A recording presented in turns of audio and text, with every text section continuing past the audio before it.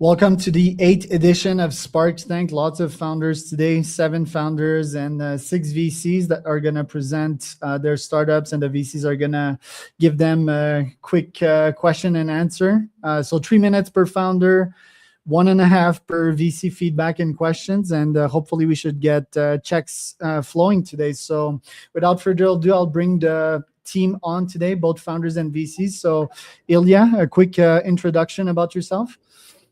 Hello, Charles. Thank you very much for organizing this great event. My name is Ilya. I'm the founder of Comeback Mobility, and I'm going to present my technology today. Can you see my screen now? No need to share it. We're introducing first. Marion, a quick introduction about yourself. Yeah, hi, I'm Marion Boyd-Andrews. I'm from Brisbane, Australia, and I run an AI platform for ready-to-use AI employees. I've been developing it for about 1.5 years. Jamie, a quick intro about yourself. Yeah, I am Jamie Lockwood. I am CEO and a co-founder of a company called HMDMD. We make high-fidelity 3D, 4K wearable displays for surgeons to use in the operating room. There you go. Brent, a quick intro about yourself. Yeah, I'm Brent Williams, and I'm the co-founder and CEO of a company called Haptech Holdings that produces products that is audio-based haptic feedback. Sharif, quick intro about yourself. Hi, everybody. Sharif Bennett, co-founder of Cineblock. Cineblock is an equity crowdfunding platform that specializes in entertainment IP. Dana, quick introduction about yourself. I'm Dana Klein. I'm the CEO and co-founder of a company called George. We're a mental health app democratizing therapy support for children. Misha, you're muted. Hello, everyone. My name is Misha. I'm co-founder of a new startup called Attune, which is the wisdom on demand for people. Mike. Hi, everyone. I'm Mike Pena, CEO at SafeHill. We are a cybersecurity company that uses AI to help organizations stop hackers in their tracks. Axel. Yeah, my name is Axel Plath. I'm the founder and CEO of a semiconductor company, fabulous semiconductor company, in fact, named Abacus Semi.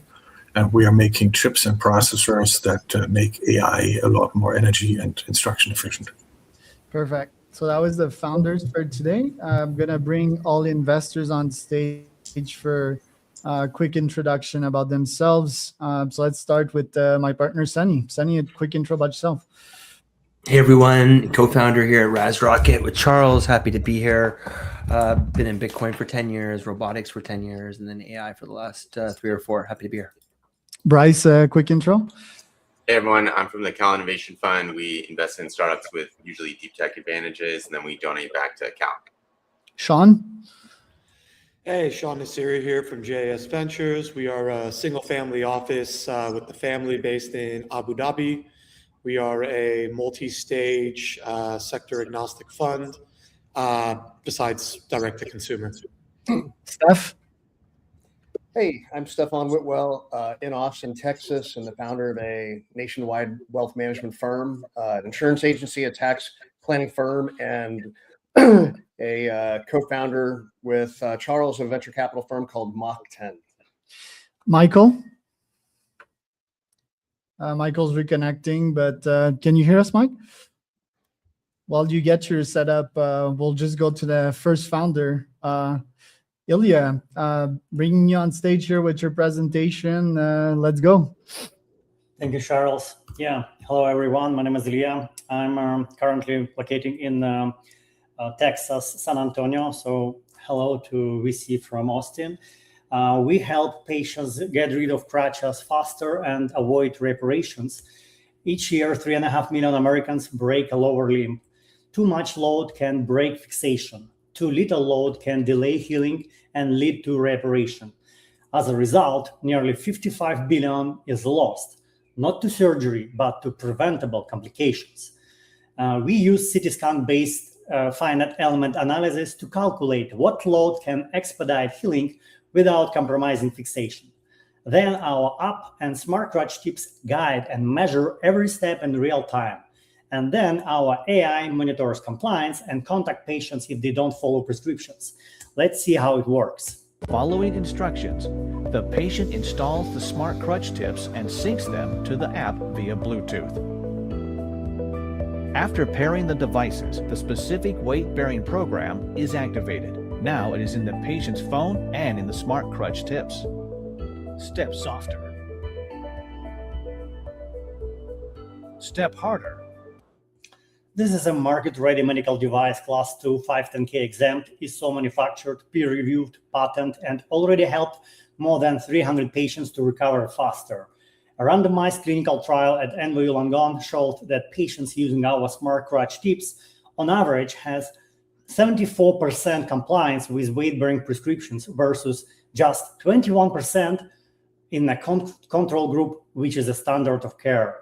Together with Professor Weideglett, we initiated 3 randomized clinical trials across 16 hospitals and 31 orthopedic surgeons to validate faster bone healing. And what we see so far in tibia fractures managed with our method, patients stop using crutches by week 6, with healing visible by week 12. Under standard of care, patients stop using crutches by week 10, and healing is visible by week 24. So with our solution, people get rid of crutches a month faster and heal twice faster. We have 20 letters of intent, engagement with more than 30 hospitals, and early interest from major strategics. It is not just a healing tool, it is a money printing machine for clinics. They can purchase one device for $3,500 and with existing CPT codes earn more than $10,000 within 2 years. We start with high needed fracture cases and expand as evidence and reimbursement unlock much larger market.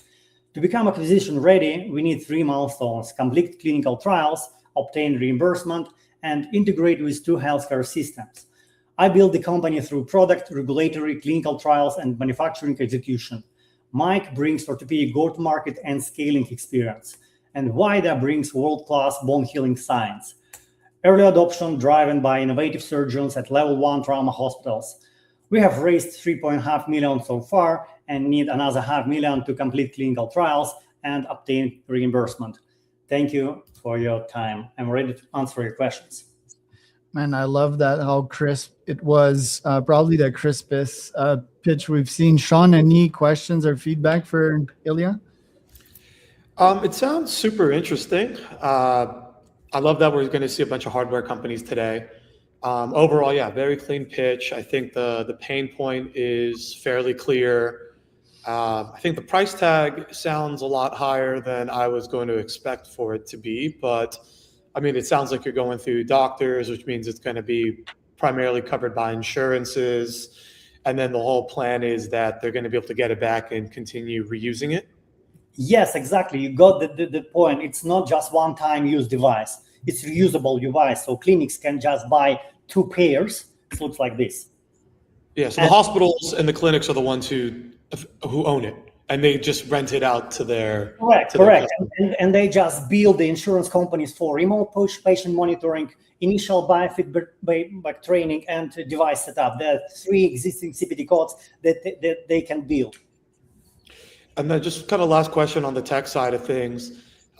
Essentially, what is the X-ray is like uploaded into your AI application, and that's how the AI judges how much pressure over how long, or is the doctor responsible for sort of coming up with the plan that the app tracks? Or how does that all work? Thank you for your question, but it's much more complicated. So there is extra-articular fractures that allow to go with weight-bearing prescriptions according to our foundation, and we don't need any X-rays. We just the only device that can let patients go with the current prescription is 10 to 15 kilo. How patients can figure out what does it mean put 20% of kilo. There are some fractures cases that we need to continue collecting data, and then we collaborate with the EO Foundation is the world organization who provide the standards of care, and they changing the standards according our data-driven results. So we developed just the only device in the whole world that can measure all weight bearing and steps from the surgery to the full recovery. So we just changing the standards of care. Thank you. There you go. Steph, any questions or feedback for Ilya? So Ilya, great use of visuals to show the size of the market. Love how quickly and clearly you showed how your product works. I think you did that fast. and probably one of the best we've ever seen so far on Spark Tank. So well done. That said, you need to get a bright light. Your screen looks way too dark, and I think that's an important investment to make. On the plan itself, question: could you give us a little more color on like the valuation and what's your big picture? Are you building it to sell in 2 years, 5 years, or to cash flow it, or what's kind of the plan? So I think from an investor standpoint, it's really helpful to kind of have a sense of what am I investing in exactly, and what's the big picture plan. You don't have to give me all the details of it yet, but draw me a picture that's going to make me interested so that I want to then find out the rest of that. For sure. We have raised 3,550,000 so far. It was raised by investors, by Techstars. I'm alumni of the Techstars, and also we have VC from New York City, from Ukraine, and Cyprus. The last valuation was 15 million. We accept convertible loan and safe agreements.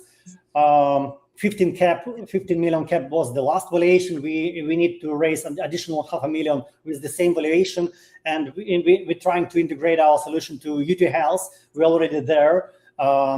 Regarding the last funding that is needed is $500,000 just to finish the clinical trials that we are doing right now. It will take with the current speed of the patients enrollment, it will finish by March 2028, and that's why not many investors want to invest at the clinical trial stage, because it takes so long.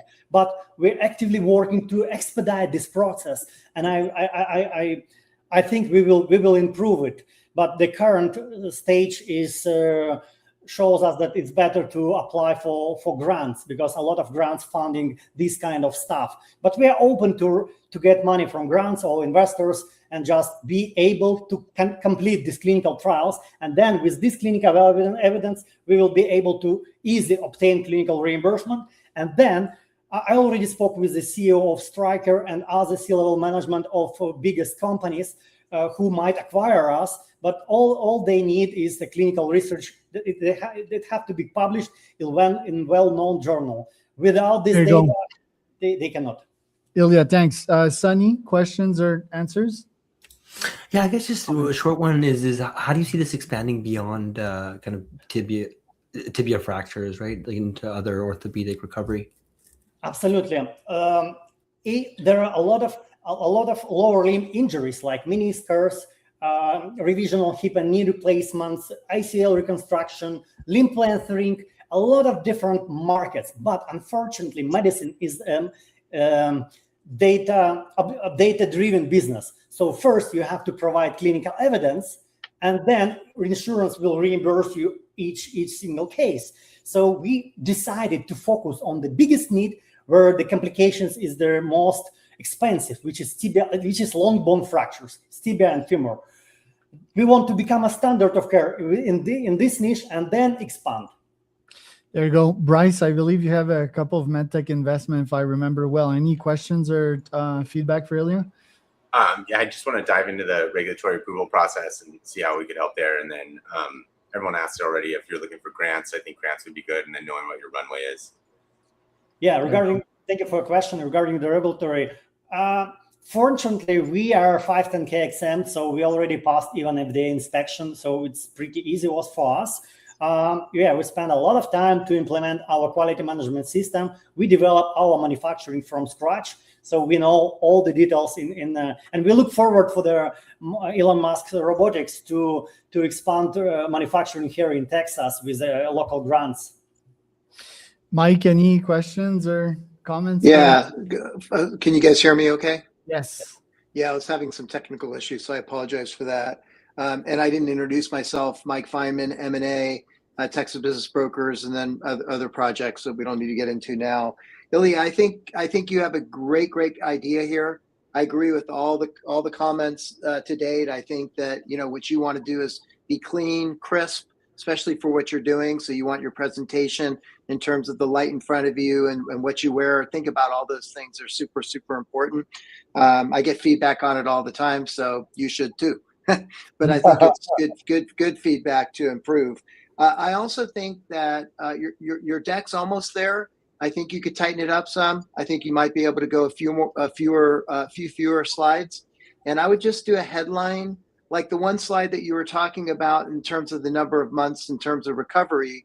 There's a 50% improvement there. And then the other piece was a 40% improvement. So you want to have kind of a tagline that says 40 to 50% improvement on that slide. And so as you hit each slide in your elevator pitch, you can say, that's huge, 40 to 50% improvement. And then you can move on to the next slide. So they capture the essence of each one. You're a technician, so you're going to have a lot more there, and you want to have a little bit less, and everything needs to be hard hitting. Thank you, Mike. Thank you, Ilya. Let's go to the second founder because we have many today. So next up on stage, we have Marion here. Marion, we can see your screen loud and clear. Stage is yours. Awesome. Thank you very much. Our business is built on like a suite of AI employees that are ready to use for business. We found the biggest challenges that we had experienced, especially during my time at Microsoft.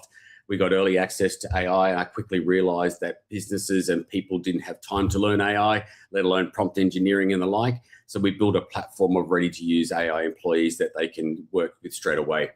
We're very human-focused first. A lot of AI is working on the idea of automating everything in the background, but we're finding a lot of employees are falling behind. They don't know how to talk to it, how to learn the tools, and how to get involved with the AI itself. So we keep the human in the loop with what's going, and these AI employees work right beside their team so they can interact, talk with them, and communicate with the AI employees as they work.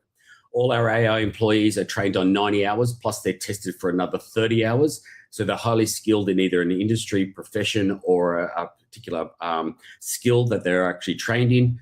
They all have vision, voice, and text. You can talk with them with natural voice. You can also interact with them in a sense where if you're working with one particular employee and they're not skilled in that, that AI employee will pass you on to another AI employee to keep the conversation going. They're built for founders through to employees. We have a lot of founders that love us because they go, we can't afford a marketer, we can't afford a HR person. So what we find is that they use our AI employees, and enterprises are using us when they've got, say, 4 in finance, 6 in HR, 7 in talent, and they go, we'll use the platform and actually grab all the employees and actually put them across the business.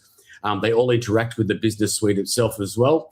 So we found the biggest challenge, and this is through a lot of my background. I was running global teams in really large corporations, and the employees are really stuck in the guessing game. They were guessing with AI, but we found with having trained AI employees that sit beside them and work with them, that they're able to get the real answers out of it and have perfectly structured information right beside them and talk with the AI employees as they go through. Low adoption was the biggest time. Companies were finding that they were wasting time, and people had a lot of missed productivity with what they were doing also. Our AI employees are there to answer and work beside you, so that people don't have to understand the tool. They simply jump on the platform and they're ready to start having a conversation with the employees. Working alongside the AI employee means that we're keeping that human in the loop scenario, and businesses are loving it because they're struggling with developing their teams and upskilling them and all the rest of it. We eliminate that by just giving them ready to use AI. Our AI, like I said, our employees work alongside your team in a sense where not only can they work alongside the team, they can pass within the team. So think of it like an infrastructure of AI employees within its own business. They can pass along to one another, and your conversation just keeps moving. The interface is a big seller for us. We find a lot of people, when they see it, they understand it. They go, oh, great, that's easy to see. We've made it very interactive so they can talk with the voice, add files. The AI can also talk back to them. We have a lot of businesses that love that because we have vision impaired people or the like. So we bring diversity, inclusion into that. But the interface is very, very easy for people to get around. Our own employees basically work as an employee also within the business. So not only are they working as an employee for the company, they also have the ability to have something structured beside them, and the employees love it because their teams are then being upskilled at the same time, also interacting with the AI to actually have policies or procedures or documents built into the business that the AI already knows about. They're built for capacity, like I said. So like I said, whether it's founders, small business, or enterprise, we find that the founders are very, very attracted to it because it's a saving on cost for them. Small businesses usually smash with their team and they've got no capacity with their team. This speeds up workflows. So something would take, say, 3 to 4 hours to do. The AI employee can do it in 30 seconds for them. We validated this. We need where we are now. We know that we've built 27 AI employees. There's another 16 in production at the moment. They won't be released until they do the 90 hours of training. The market demand is really, really clear. Every time we show these to businesses, they sort of go, wow, this is great. We didn't realize this product was available. So we found that really where we're sitting right now is out around market demand and getting it out there and letting people know that this is available to the businesses. The opportunity is really simple for us. We're looking for that capital strategy, and the use of the funds will obviously broken down into expanding it further in marketing and also developing the team. We currently sit with about 8 developers working in different parts of the platform. We have major milestones ahead. We have a lot of companies offering to white label our company. We're not looking at that. We're looking at an exit strategy probably within about 8 years. But the revenue model is pretty straightforward. We run on a subscription, so they get a subscription, and from that subscription, they choose the amount of seats that they want. So if there's a company with 65 seats, they choose the amount of seats and they go. We're really transparent with that pricing model as well, and it works for all enterprise, right down to founder. The AI first is our main focus. We want to bring back what was missing from AI automation. What we found is with a lot of AI automation is that the human was being left out. This brings the human into the actual work, and they can work alongside the AI and get the work done and also interact with the automation in the back. Thank you very much. Hope you enjoyed it. Thank you, Marin. Let's have Sean on the stage. Any questions or comments, Sean? Great presentation overall. I think it's a nice play to sort of humanize the AI, give them explicit sort of faces, personas. I guess one comment, I think, sticking with the classic SaaS subscription seat model seems to be an uphill battle at this point in time, where the classic SaaS companies are all moving more towards a consumption or some type of token model. But I'm sure you've tested it, so you know your customer base. But I guess from a high level, just one quick question would be, what type of employee is getting the most attention from what type of companies so far? We find because we've got 27 of them, that it doesn't really matter about the industry or sector. We find that the business will use the agent that they want. We give them all the agents. So we don't limit it to say you've only got 10. So the employee can come in and go, great, we've got this function, we've got this function, we've got this function, and they just go and use it. I'll touch on quickly on the subscription scenario. We also have the customized agents as well. So we have a lot of companies that come on board and they go, that's great, can we build our own? And then we go to a token scenario for the costing. And then hey, just to pick up on that, Marin, it's a bit concerning as a go-to-market guy to hear 27, right? You need to pick like one specific channel, one specific agent and win that, because I think we had 30 founders on the show that are building AI agents. Your background's quite capable. It's in HR, right? So I think that's probably what you should pick and triple down on. Else you're just being sent to the butcher. I've seen so many AI agent building companies die because, they can't focus on one channel. Yeah, good point. But we do focus on that. So we talk to the companies and what their industry is in. But what we find, they quickly elevate across to the other AI agents because they go, oh, we need that as well. We need that as well. So we find by having it there, they've got more options to move within it. But yeah, we absolutely do focus in that space to get initially through with the company. Sorry to cut you off, Sean. Stefan, any questions or feedback? Yeah, I would echo Charles in terms of the go-to-market.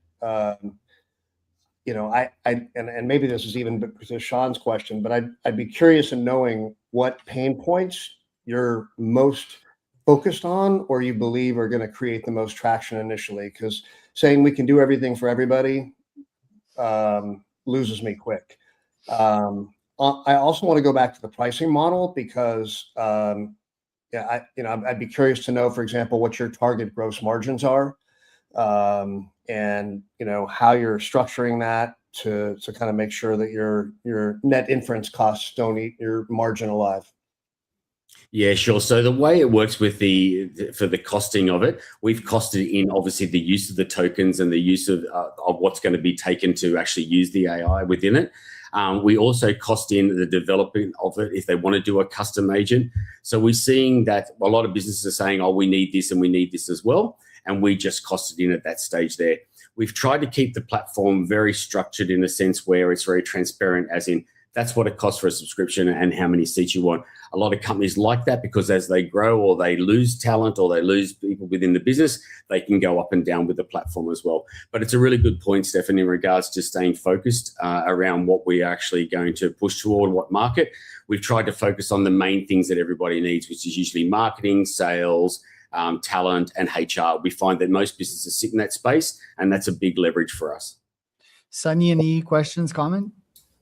Yeah, similar, I guess. Yeah, what is the wedge, right? What is that one angle? But I think the other people have already asked it, so maybe I'll pass on it. But I think clarifying that and figuring out, how to double down on that would be super beneficial.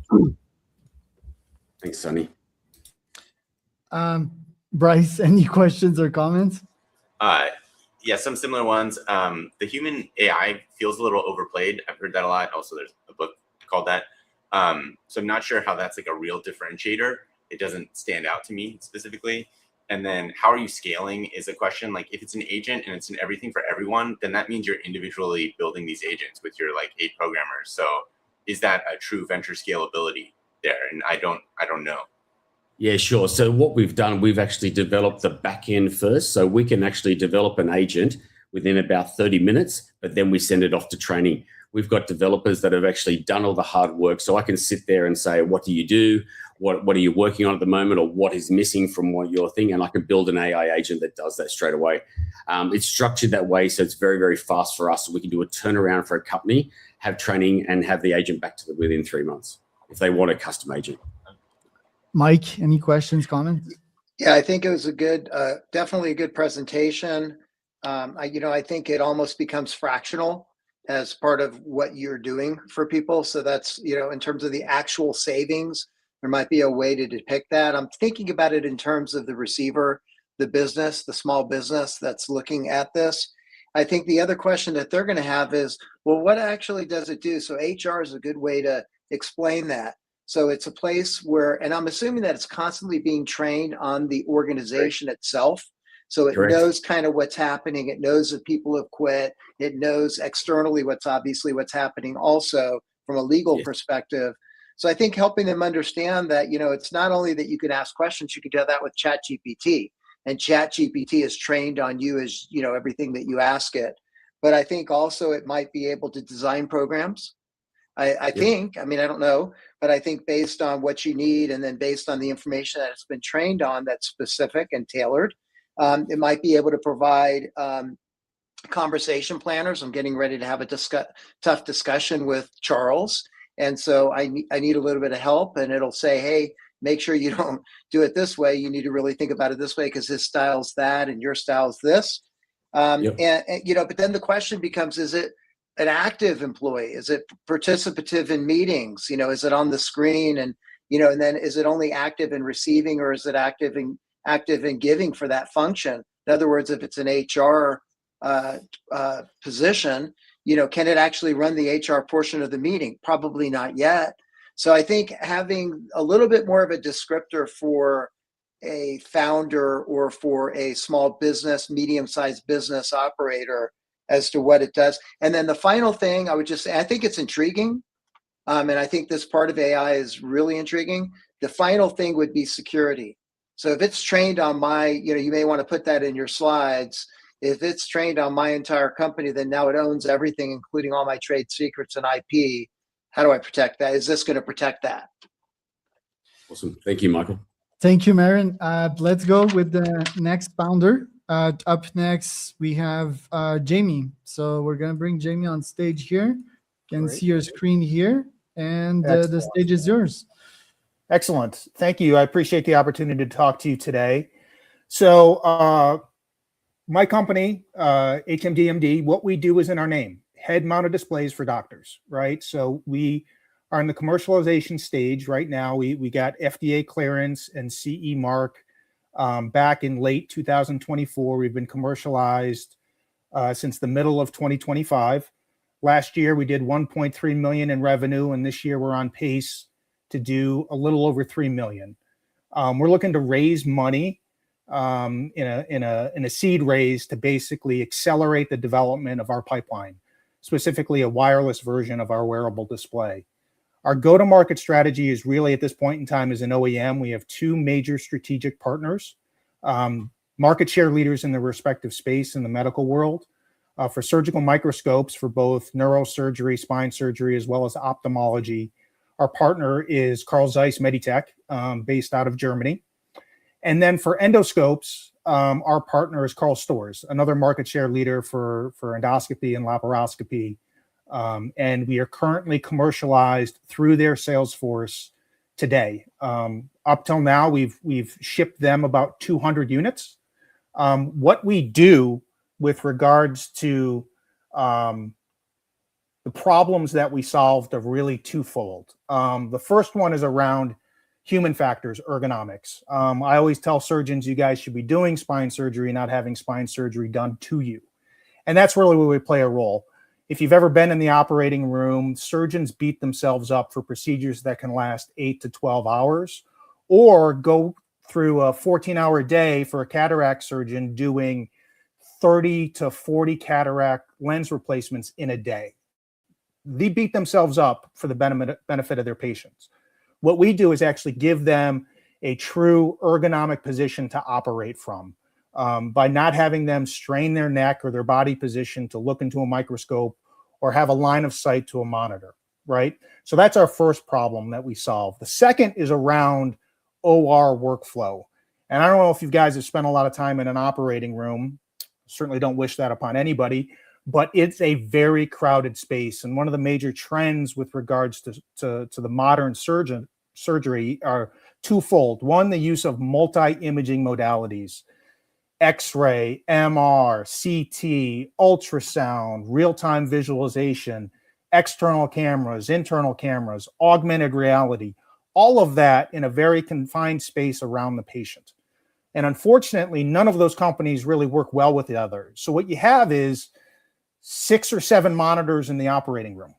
And what we aim to do is create what we call a surgical cockpit, where all of these imaging modalities can be funneled through our wearable display, and integrated into the wearable display is a speaker and microphone. And you can change those displays with regards to using voice control. So if you want to see ultrasound, you can pop it up, call it up, so that we're working towards having that type of flexibility. What we do well is our foundation is really applying military technology to medicine. So our key strategic partner in manufacturing is a company called Kopin Medical. They make the F-35 fighter pilot optics. They make night vision for Navy SEALs, and we're applying their technology to medical. So the first and foremost that we did in terms of making this is no compromise with regards to image quality, right? It has to be, it's like I said, this is brain surgery, right? So it's got to be precise. And that's what we've done with this type of optics. Never before have they been able to have this type of comparable optics with regards to either a Sony 4K 3D monitor or actually looking into a Zeiss microscope. So that was our first goal that we accomplished. The second is what we call not being disconnected from the operating room or having surgical awareness. And this is where this purpose-built design differs from, like, you know, your Apple Vision Pros or your microscope HoloLenses. This is not designed for virtual reality. It is center balanced. It is about 3 times lighter than an Apple Vision Pro. It does not weight forward. And at any given time, you're never disconnected from the patient, from the operating room, your hands. You can look down and see the surgical site, because these are basically designed like baseball shades, right? You could actually flip the optics up if you want, but at any given time, you have peripheral vision and you can look down and actually see the patient. Our two major 1 minute on the timer, Jamie. Sure. Our major partners are Karl Storz and Carl Zeiss. If you look at our roadmap here, we have our co-founders actually launched the first version back in 1995. We've made significant advancements with our current version. What we're looking to do and what we think is really the threshold for rapid adoption is a wireless version, which is why we're raising money. And then ultimately, if you look at the applications we have presence in traditional microscopes. We have presence in minimally invasive spine surgery and exoscopes. We're working with certain robotics companies. And ultimately, the wireless version opens up the world for surgical navigation and interventional cardiology. I appreciate the time. Happy to take any questions. There you go. Thank you, Jamie. Let's start with Sean. Any questions or feedback for Jamie? Interestingly, I think, overall solid pitch. I think that last slide probably should have come a lot sooner, especially for like a broad audience. I think if you're talking to specific, medical device investors, or people with medical backgrounds, then proceed as you will. But for like a broad general audience, I would probably hit the pain point and give the audience something to hold on to a bit sooner in the presentation, so we know exactly what it looks like, exactly what pain points it's solving. And then it looks like, or correct me if I'm wrong, from the hardware side of things, the device still needs to plug into one of these existing types of devices, or is there any hardware inside of the lens that's able to do processing and communicate with other devices? Yeah, we don't actually make the camera, right? We just display the camera. So we connect directly to a surgical microscope or an endoscope. What we also do, though, is we have a junction box that can split it to multiple headsets or take multiple inputs. So we could have an ultrasound machine connected to it, and you could look at both of them and change your view. Another high level. I fortunately haven't been into the operation room, but I mean, how much wiring is going around there? I know you guys are looking to fix that, but you got wires, you're going to be plugging into multiple devices, into multiple surgeons. Talk to me a little bit more about the normalcy of that. It is the question, right? So when you think about all these devices, they are all hardwired to a plug somewhere in the wall or somewhere in the tower. So all of these devices are hard powered. So you have all of those cables around.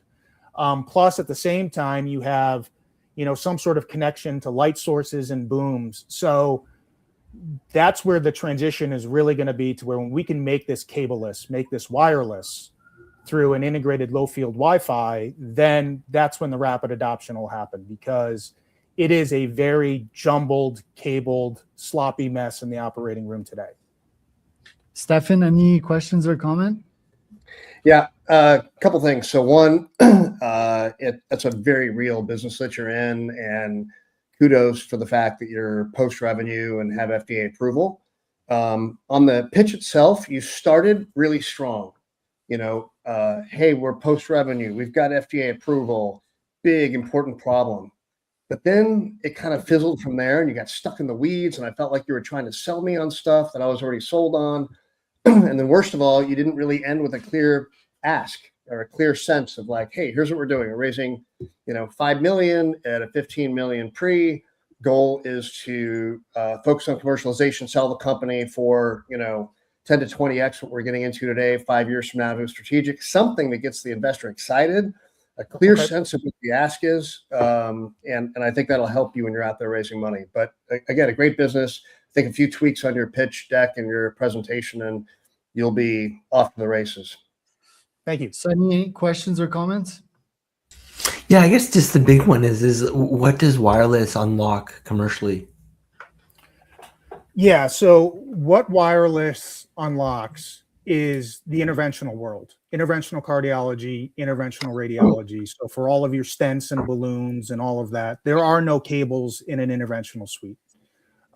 So wireless opens up that world, which is an enormous market, to the neighborhood of about a, $8 to $9 million opportunity for us, right? And we can't play in that space today with a cabled version. Interesting. Thanks. Let's go to the next investor, Bryce. Any questions or comments? Yeah. Do you have integration issues with different medical devices and equipment? And then do you ever experience lag, which would make this not a possibility? Latency is a no-go. So everything that we do has zero latency or no negligible latency to the human eye. There's always a little bit of latency, but the human eye cannot detect it. And that's true with any microscope or camera, right? We don't have any problems connecting to various different outputs. We do it through SDI, dual SDI, HDMI.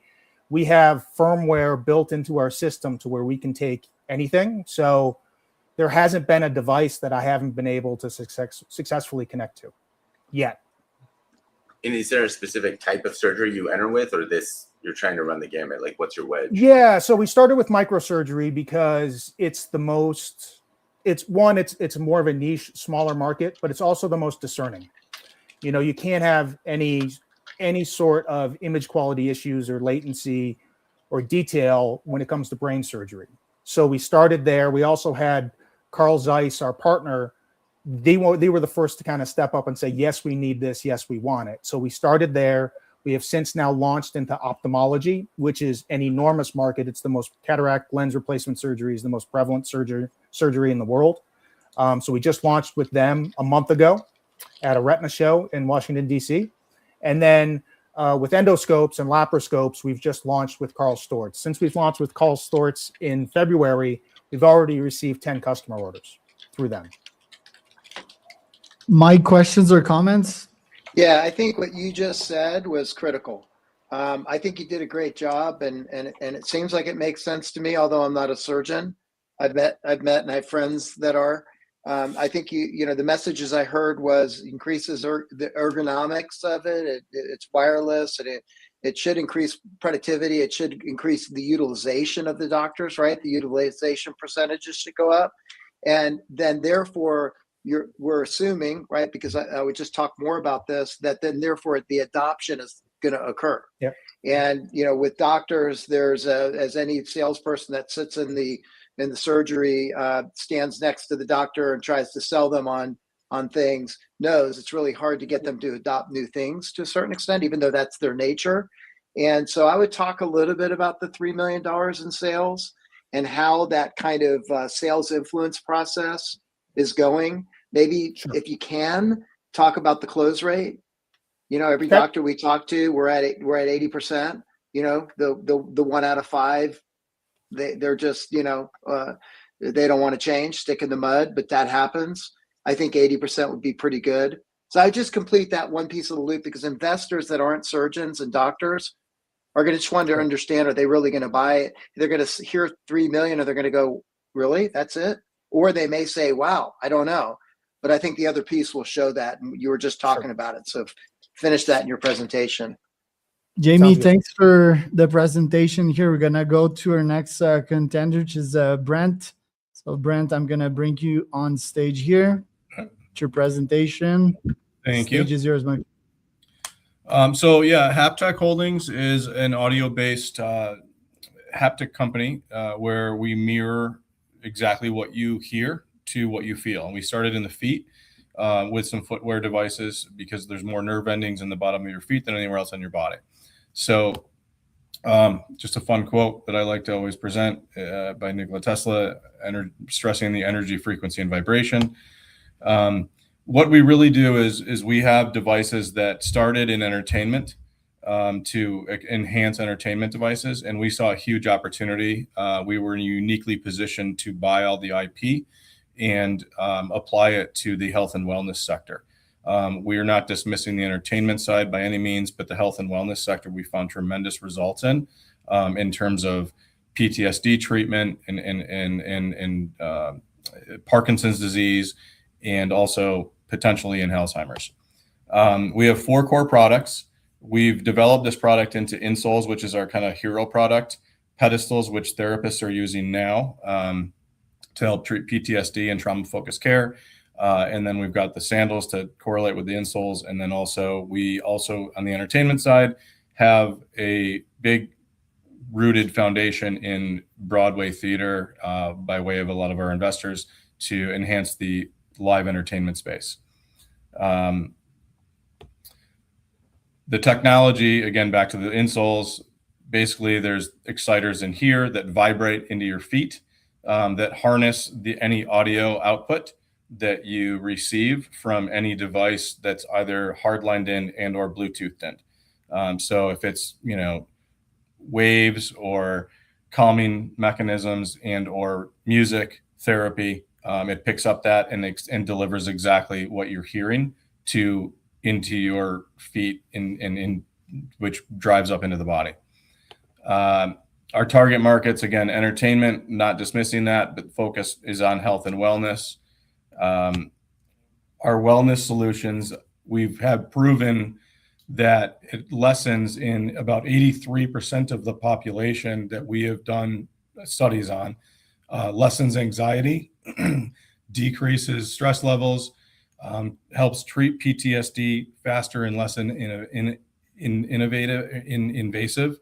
And also the recovery time increases dramatically.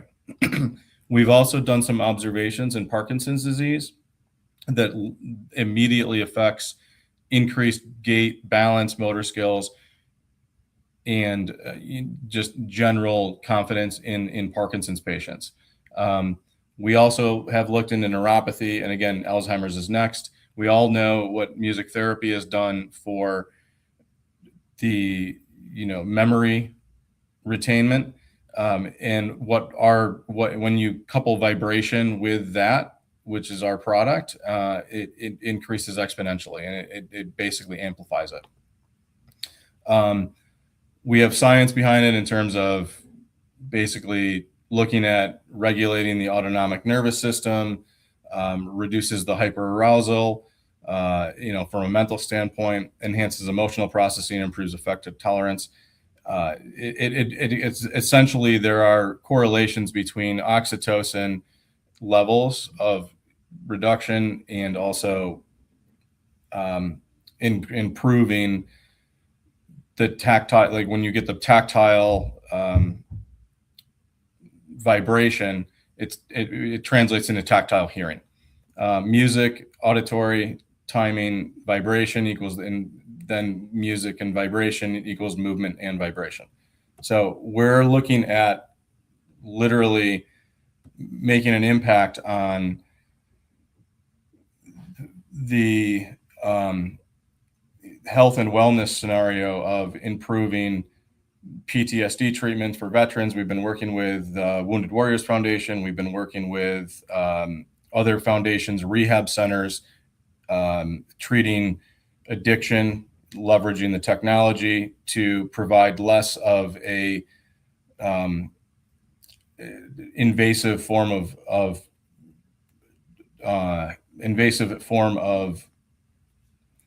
treatment to improve improve the timing of treatment for various issues. The investment that we've gotten thus far is about $2.5 million. That was our seed round, between pre and seed. We're looking up to 10 million right now. Whether that comes in the form of tranches, we're looking at an A1, A2. We know that we need about 2 to 3 to get into next year for production. We're about to start shipping product next week, actually, in the form of our pedestals. We got pre-orders in terms of 50 pedestal orders up front. We're producing right now and starting to ship next week. Those pedestals will have follow-on product, which is why I said the insoles are our kind of hero product. For every pedestal that goes out, we've got about a 5.5x revenue stream with follow-on product for insoles as a take-home product. So the beauty of our business is that we literally have pedestals that we sell, and to clinicians, therapists, rehab centers, etc. And every pedestal that goes out the door, there's about 25 to 30 patients. Hey, Brent, let's bring this to a close. Okay. We have recurring revenue through the way of insoles, is my point. And the use of our funds will be 60%, basically scalability, and the other 40% will be marketing, R&D, and continued studies. So. All right, thanks for the presentation. I think, I'm going to keep my feedback short today because there's a lot of other VCs, but I think like a crisper presentation, generally speaking. first start with the invention on the first slide so that we understand what that is. Second, probably go with authority, right? Like Sia, the artist Sia invested in you. You have her on the cap table. That's gigantic.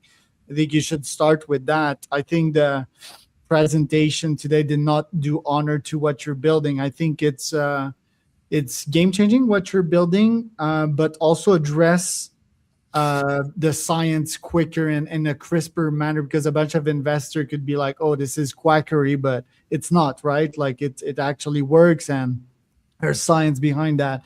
And pick like one niche that you would be solving, whether it's anxiety first or depression, not all of them, right? Like that would be probably better. So let's have our first investor on stage. Sean, any questions or feedback?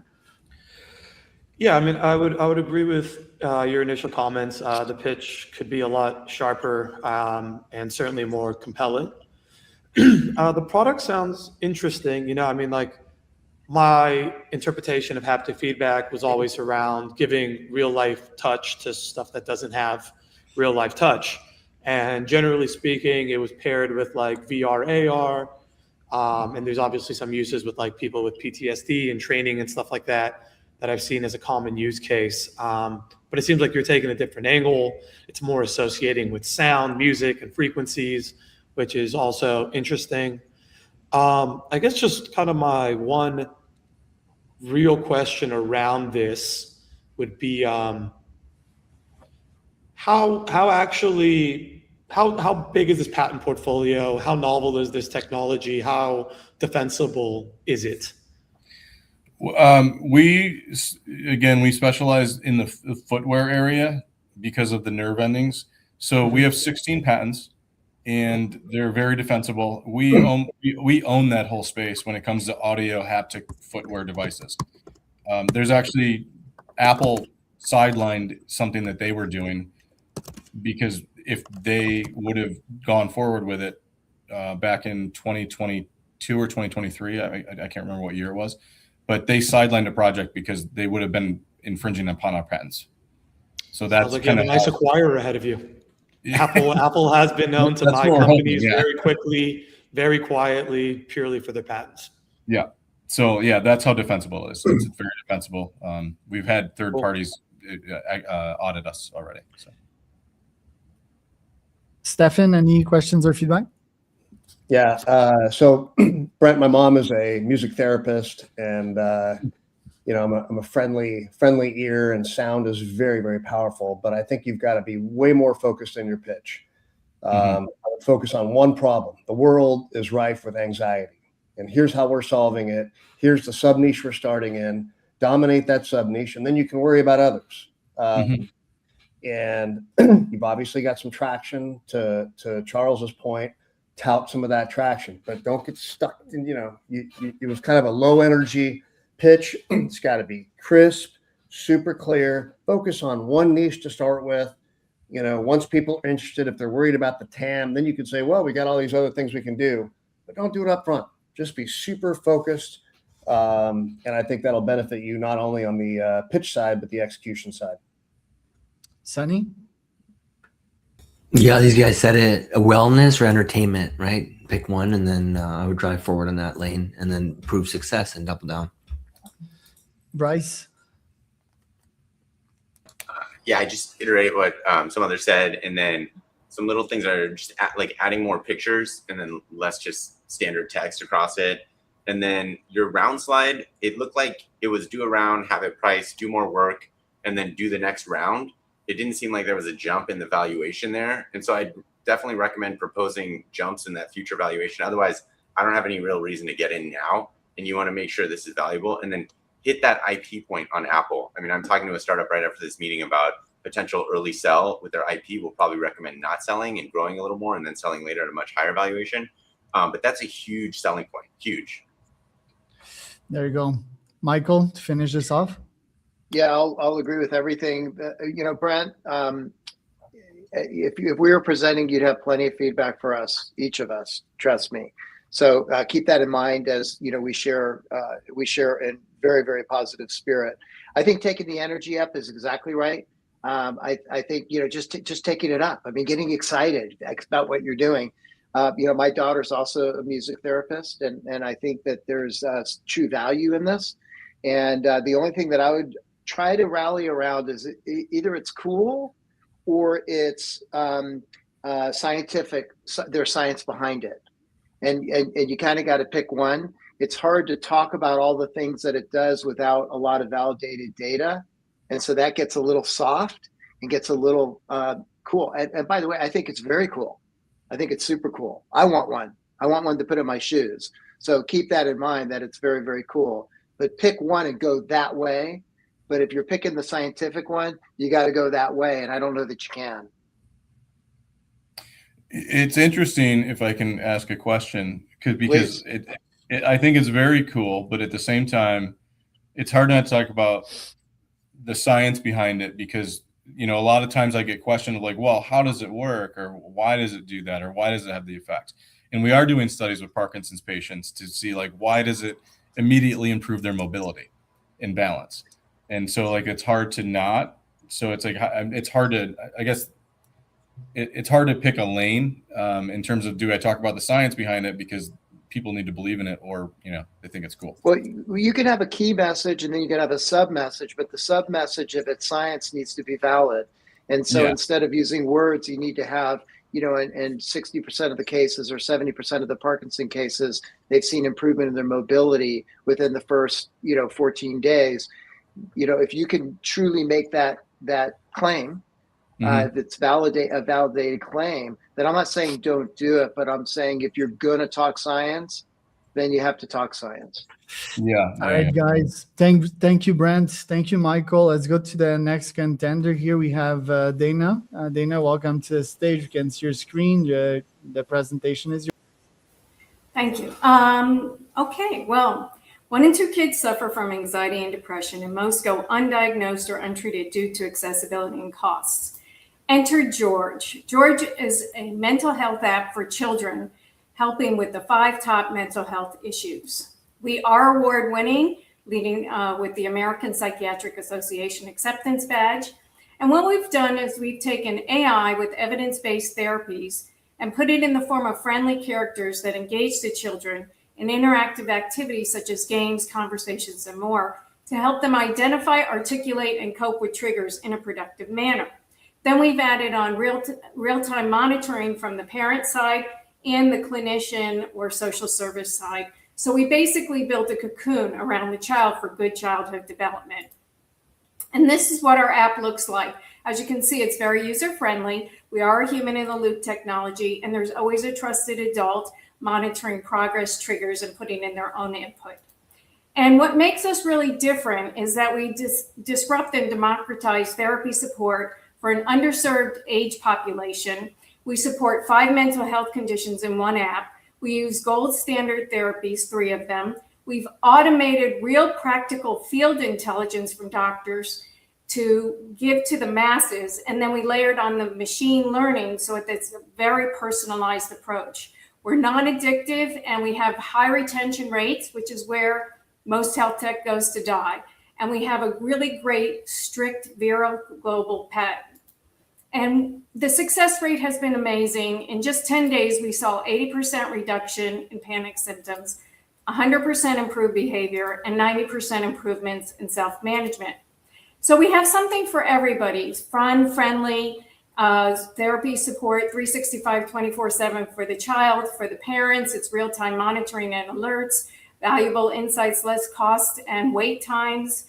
And for the service providers, it's really just easy delivery of care, interim and continuity of support, and the monitoring and user experience leads to better outcomes. So we do all of this for less than Netflix for multiple users under the same subscription wherever and whenever they need it, while saving the healthcare system costs along the way. And as you can see, our market's very large, but we're a SaaS technology, so easy to scale.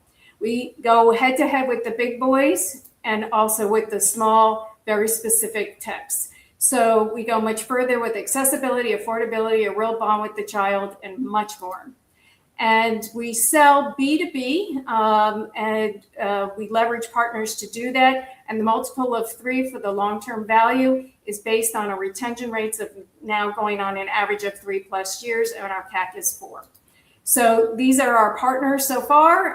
We're rolling out in 13 school districts across the state of Washington and Canada and Houston. We're doing good work, and we are raising funds, $2 million to enhance our moat, to increase our partnerships and revenues from those partners and our sales, and to do exit, get prepared for exit, and to return our 10 times at least for our shareholders. And we're led by Dr. Metcalf, who is a psychologist and mother herself, who was really worried about seeing kids anxious and depressed at 4 and 5 and couldn't find the tools that she was looking for, and as they were starting to commit suicide at 7 and 8. I'm Dana Klein. I typically return 25 to 500% ROI. And we hope you will join us in empowering families, supporting therapists, and transforming the futures. I love this presentation. Very crisp, probably a second best we had. Just a couple questions and comments. So, 1, why are you the right person to build this? 2, what's your go-to-market plan to get the 11K? And 3, how can you talk about sensitive topics like child suicide without like scaring people away? Oh, okay. Let me see if I can remember all the questions. Okay, so are you the right person to build this? Let's start with this. Well, okay. So I've had mental illness in my family, and I know if you don't address it early, we specifically targeted the younger age group because it's preventative in nature and it's also underserved. And Dr. Metcalf is the co-founder, and she lives the day with it, day in and day out, watching these children. And there was not a tool that connected all the dots to the child. So then the GTM questions, 11K users. I've done ed tech extensively. It's hard. How will you get there? Well, we have 16K now, but they're freemiums. Most of them are freemiums. So, and so we're working at converting those. We're leveraging our partners, and each one of our partners has at least 2,000 to 5,000 potential users. So we're going after them hard. So. There you go. And the last question: how do you aboard the tough topic of suicides while trying to scale this off the ground? Because it's a super important topic, right? For context, I've been listening to Malcolm Gladwell's Tipping Point book. He talks about children's suicide in there at the high school, I believe, close to Baltimore. And also, I've read Nick Mehta's post, which is a prominent guy in my industry, and he faced that directly, right? And very hard topic. I think he has the formula to talk about these tough things, right? But how do you face that? Well, we have a couple of things. So the first one is we have, because of the real-time monitoring, the idea is that you are measuring the child as the child is going through their journey. So you'll be able to see some warning signs. The other thing is, because of the real-time monitoring and the machine learning, George actually learns the child. And so if something's off, a notification goes in real time to whatever trusted adults are connected to that child. So then we have the 988 button that also pops up if there seems to be an issue. But we are not live therapy, but we can connect with the live therapist. And the idea is that we connect all the dots and triangulate that child. Sean, any questions, feedback? Yeah. Overall, great presentation. You had some good, clever hooks in there. I guess my question is just kind of more around high level how the product actually works. It seems to be a website or an app. Yeah, website and app? It's an app. Mm-hmm. Okay. And then are the kids meant to sort of interact with it on their own, or is it done in supplement with a therapist or teacher or parents? Good question. So right now it's on the app stores, and so it can go or, And so what makes it very interesting is we're multilingual, multicultural, male, female, and it's the child's own journey, like Minecraft, you know. And so it's an app, and they enjoy it, and it's a time user experience. So we're a coach, not a crutch. So the child, and we use white hat technology. So there's no addiction issues. And is it like branded as a mental health app, or is it just branded as an app for children? And then you said you go B2B model. So how exactly does that, you work through channel partners? Yeah. And then they tell the kids to download it? Yeah. Well, what's been very interesting too is that it is safe for any child. And when we sell the family subscription, it's for multiple kids. So the whole family can be on it. And so it makes it even more interesting because any child that also has other disabilities or terminal illness, let's say, there's a whole emotional component. And so we're now, when we're talking to the healthcare and behavioral health, one of the things that are coming up is that we can go across the whole healthcare system for pediatric care, because there's such an emotional component to growing up. Just to play devil's advocate here, could you make the argument that the reason why kids are having so much anxiety and bullying and issues at such a young age is due to access to technology too early, and that screen time and access to phones is a major primary driver for the next generation? Just to play devil's advocate here. And that's exactly why we meet them where they're at. So the thing is that one of the spin-offs is that the children are learning the difference between good and bad messaging. This makes me feel good. That does not. So they have timed user experience, and black hat technology is when what social media uses that looks for vulnerabilities and keeps you addicted. We use white hat. It's a very specific, intentional technology. And so, between the white hat, the scrub language, and the timed user experience, we address that. But then they feel good on our app. And it's a whole different ball game. So, but the idea is that one of the main problems is that we don't nurture children the same way, because the world is different. So every generation grows up differently, and so you have to address them differently. So we're in the tech age, and so we have to use technology. We have to use tools. Stefan, any questions or feedback? Yeah, there just couldn't be a more important problem for us as a culture to figure out the answer to. I think trying to do that in the context of a profitable company is a really powerful discipline, because a lot of charities are just, struggling on a funding standpoint. I guess two big questions that I have is, one, it's not clear to me what's really different about this versus others, because there's actually several other apps similar to yours that I'm familiar with online that seem to be very similar. And secondly, was wondering if you can talk a little bit about kind of your longer term vision from a business standpoint, given that you're raising money.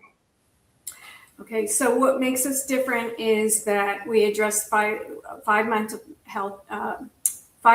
health conditions in one app, and then some. And we use real practical intelligence, and we automated that for the masses, and then layered on the AI. So you don't find that anywhere, because that is the trade secret. That's one of the secret sauce. We also have a very big safety patent, and we address an underserved age population. So we've got quite a few differentiators, including the price, the accessibility, and the mission is that no child's left behind. As a business case, we I think that everybody is saying the same things today. Those are buzzwords that everybody's using in every app and every industry, and all your competitors are going to be saying very similar things. So I would just, again, as a supporter of what you're trying to accomplish, I would encourage you to find a way to answer that question in a simpler way in the context of a Yeah, a much simpler way of some kind without using any of those lingos. And I don't think IP protection protects you because you don't have the money to spend to defend it. So I just, my 2 cents on that. Sunny? Yeah, but as a father of 3, this is obviously something I think about, and I'm happy there's people like you out there doing this.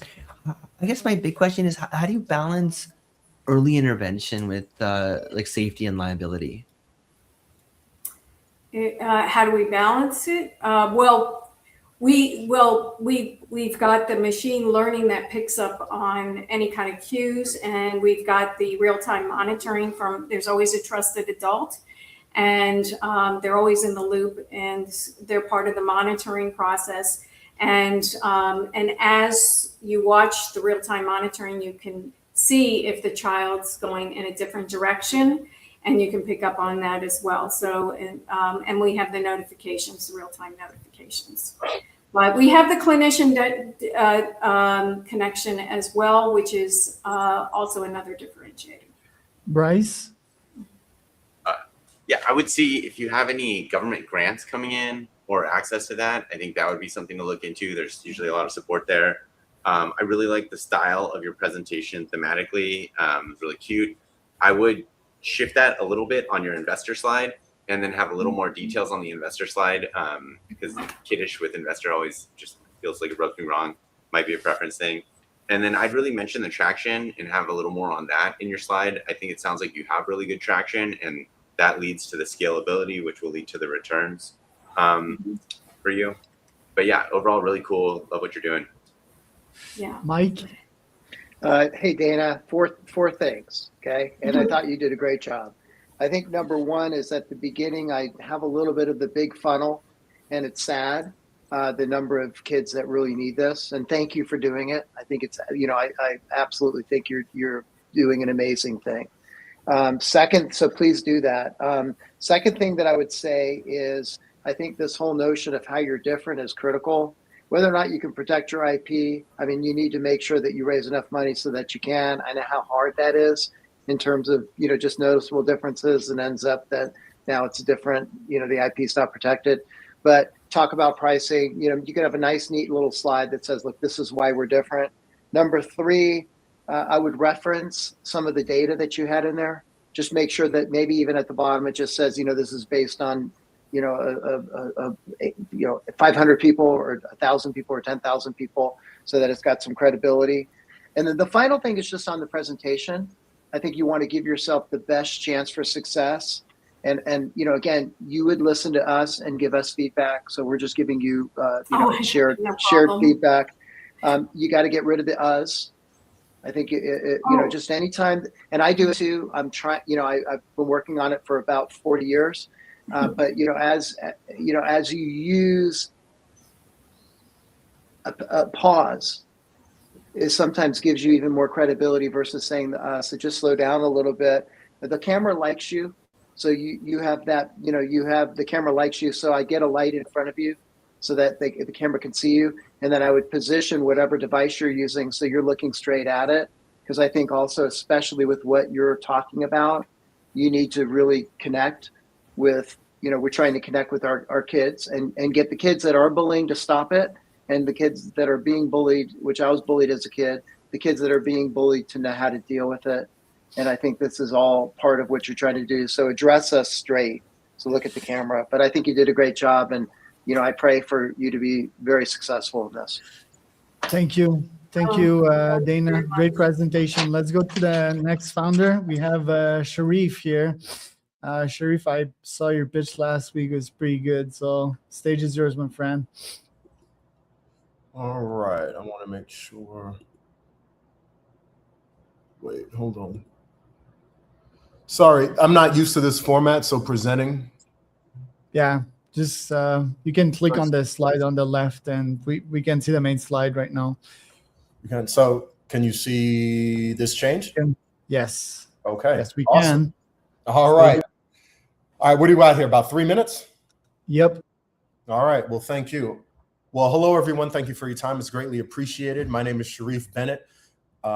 Chief Business Officer / Chief Evangelist Officer for Cineblock. Here's a slide with myself and my co-founders, Prince, as well as Julian, and our Chief Technical Officer, Tom, as well as our strategic partner, Jethro. So what Cineblock is an equity crowdfunding platform that specializes in entertainment IP. Entertainment IP can be a very broad term, so I want to sort of whittle it down for you and talk about one particular component of it, which is filmmaking, right? Everyone loves movies, everyone loves TV shows. But if we think about what the typical filmmaker journey is, it's quite difficult. What happens is that an independent filmmaker generally asks accredited investors, someone with a net worth of $1 million or more, to invest in their movie. The inherent problem with this is that, one, there are very few people with a net worth of $1 million or more, and two, there's an even smaller percentage of those people with that level of wealth who invest in those films. So what filmmakers have done over the past 10, 15 years is move to platforms like Kickstarter, GoFundMe, Seed and Spark. You might be familiar with some of these, to basically do some of that bridge financing. So what happens is that filmmaker goes onto those platforms, generates a campaign, people who know them, support them, or even like the idea, then donate anywhere from $10 to $20 or something like that. That filmmaker then gets that money, and then the person who donated gets the satisfaction of donation along with potentially a t-shirt or a coffee mug. How we differ, how Cineblock differs, is that we have moved from the crowdfunding model and moved towards equity. So we deal entirely in investable media. People will not be making donations for any of the campaigns on our platform. They will be investing. Additionally, how we differ from some of the other platforms out there is that we take any issuer, that's who we call people raising funds or filmmaker, through a specific boot camp, anywhere from 4 to 2.5 months in order to generate the type of audience necessary for a successful equity crowd raise. I always tell people platforms don't bring investors, systems do. Additionally, we are backed by, or should I say we partnered with FINRA and the SEC. It took us 2 years to get that accreditation. So we also, on top of being able to offer legally compliant offerings, we also have our transfer agent and cap table management, allowing us to sell or white label our solutions to other businesses, as well as monitor finances for them. From a structure standpoint, sorry, I was just talking there and not going through the slide. Forgive me. From a structure standpoint, we charge anywhere from $3,500 to $10,000 for our onboarding fee, depending on the level of interest that filmmaker wants. We then take 6% of that raise along with 2% of any of the assets. People always ask me, how do you think this idea is even viable? Because not too many people are really doing this, right? Oftentimes people say, this is the first time we've ever heard of this. Well, what I always tell people is that, well, it's already happening, right? If we take a look at Kickstarter, since their inception, since 2009, they have had 88,000 film and video campaigns and raised just under $600 million. So this is already happening. The problem is that people are just donating and not necessarily investing, right? If we take a look at the entire total addressable market for media and entertainment, it's north of $2 trillion and continues to grow. In terms of, here's a little bit of our competitor landscape, apologies. So in terms of traction, right?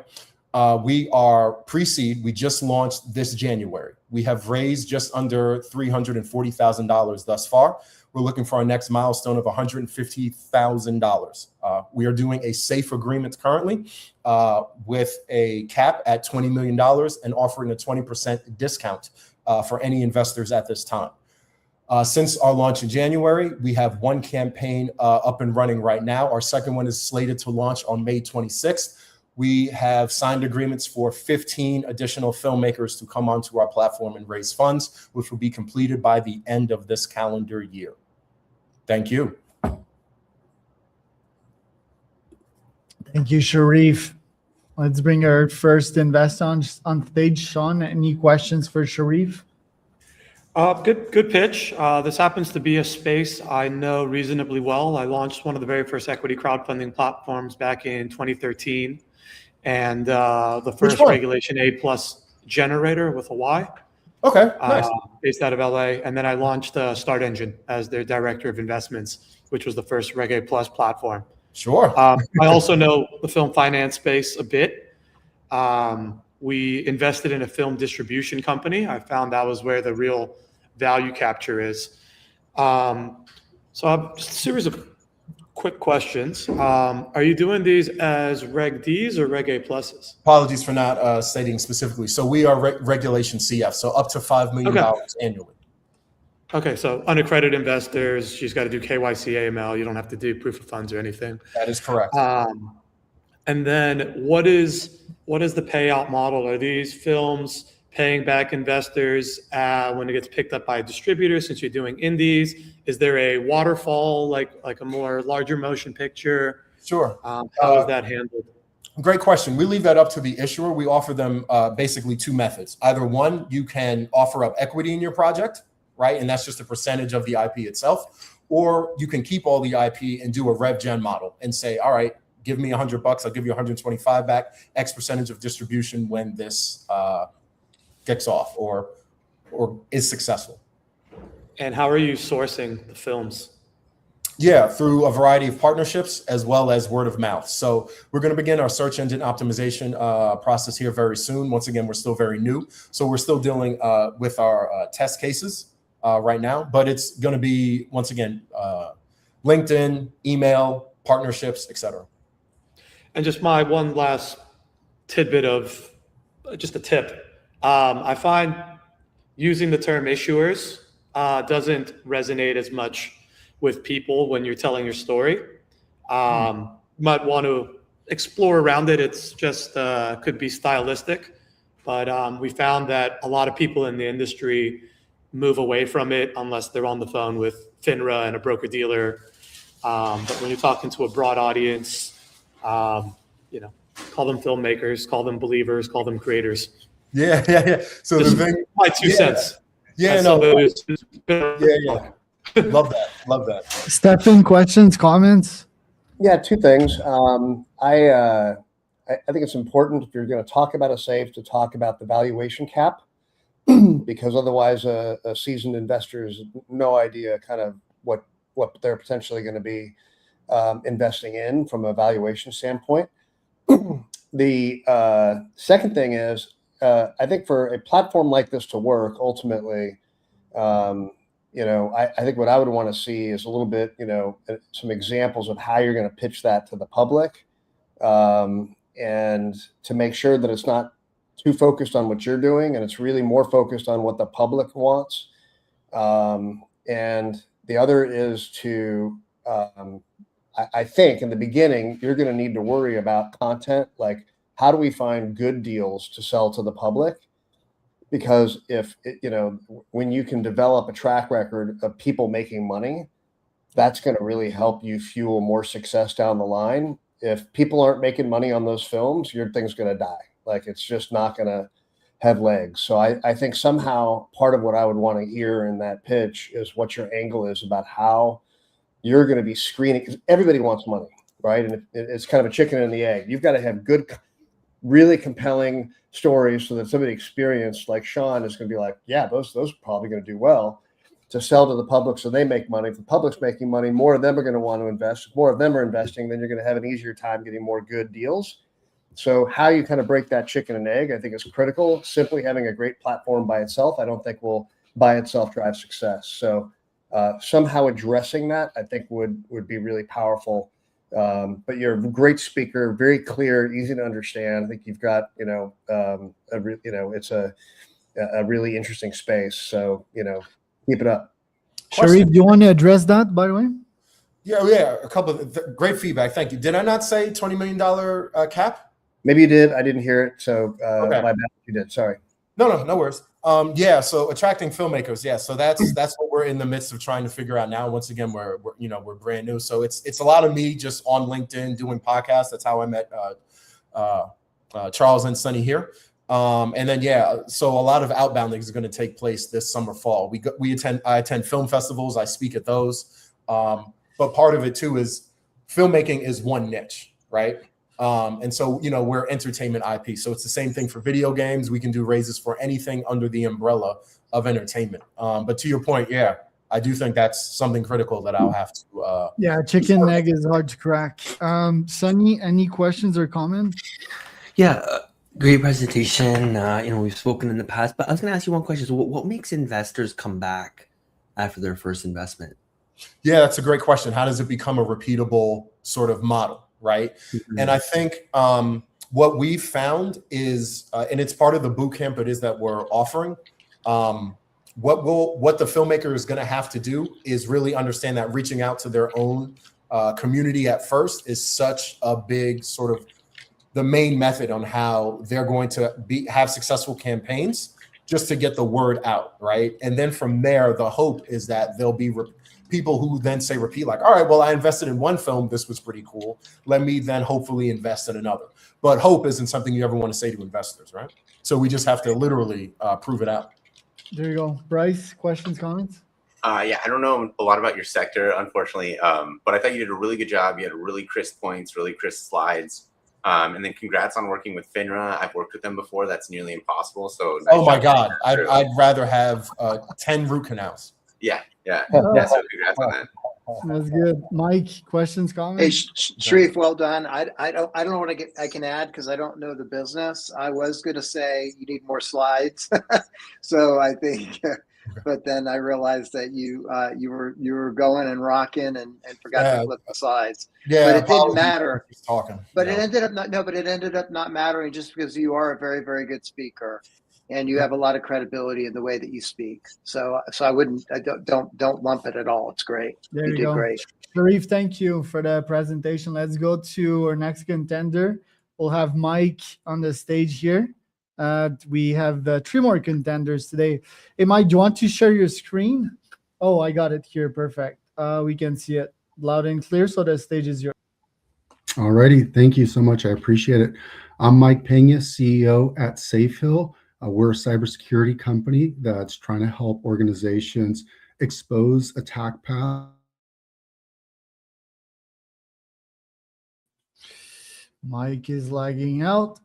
Mike got DDoS attack.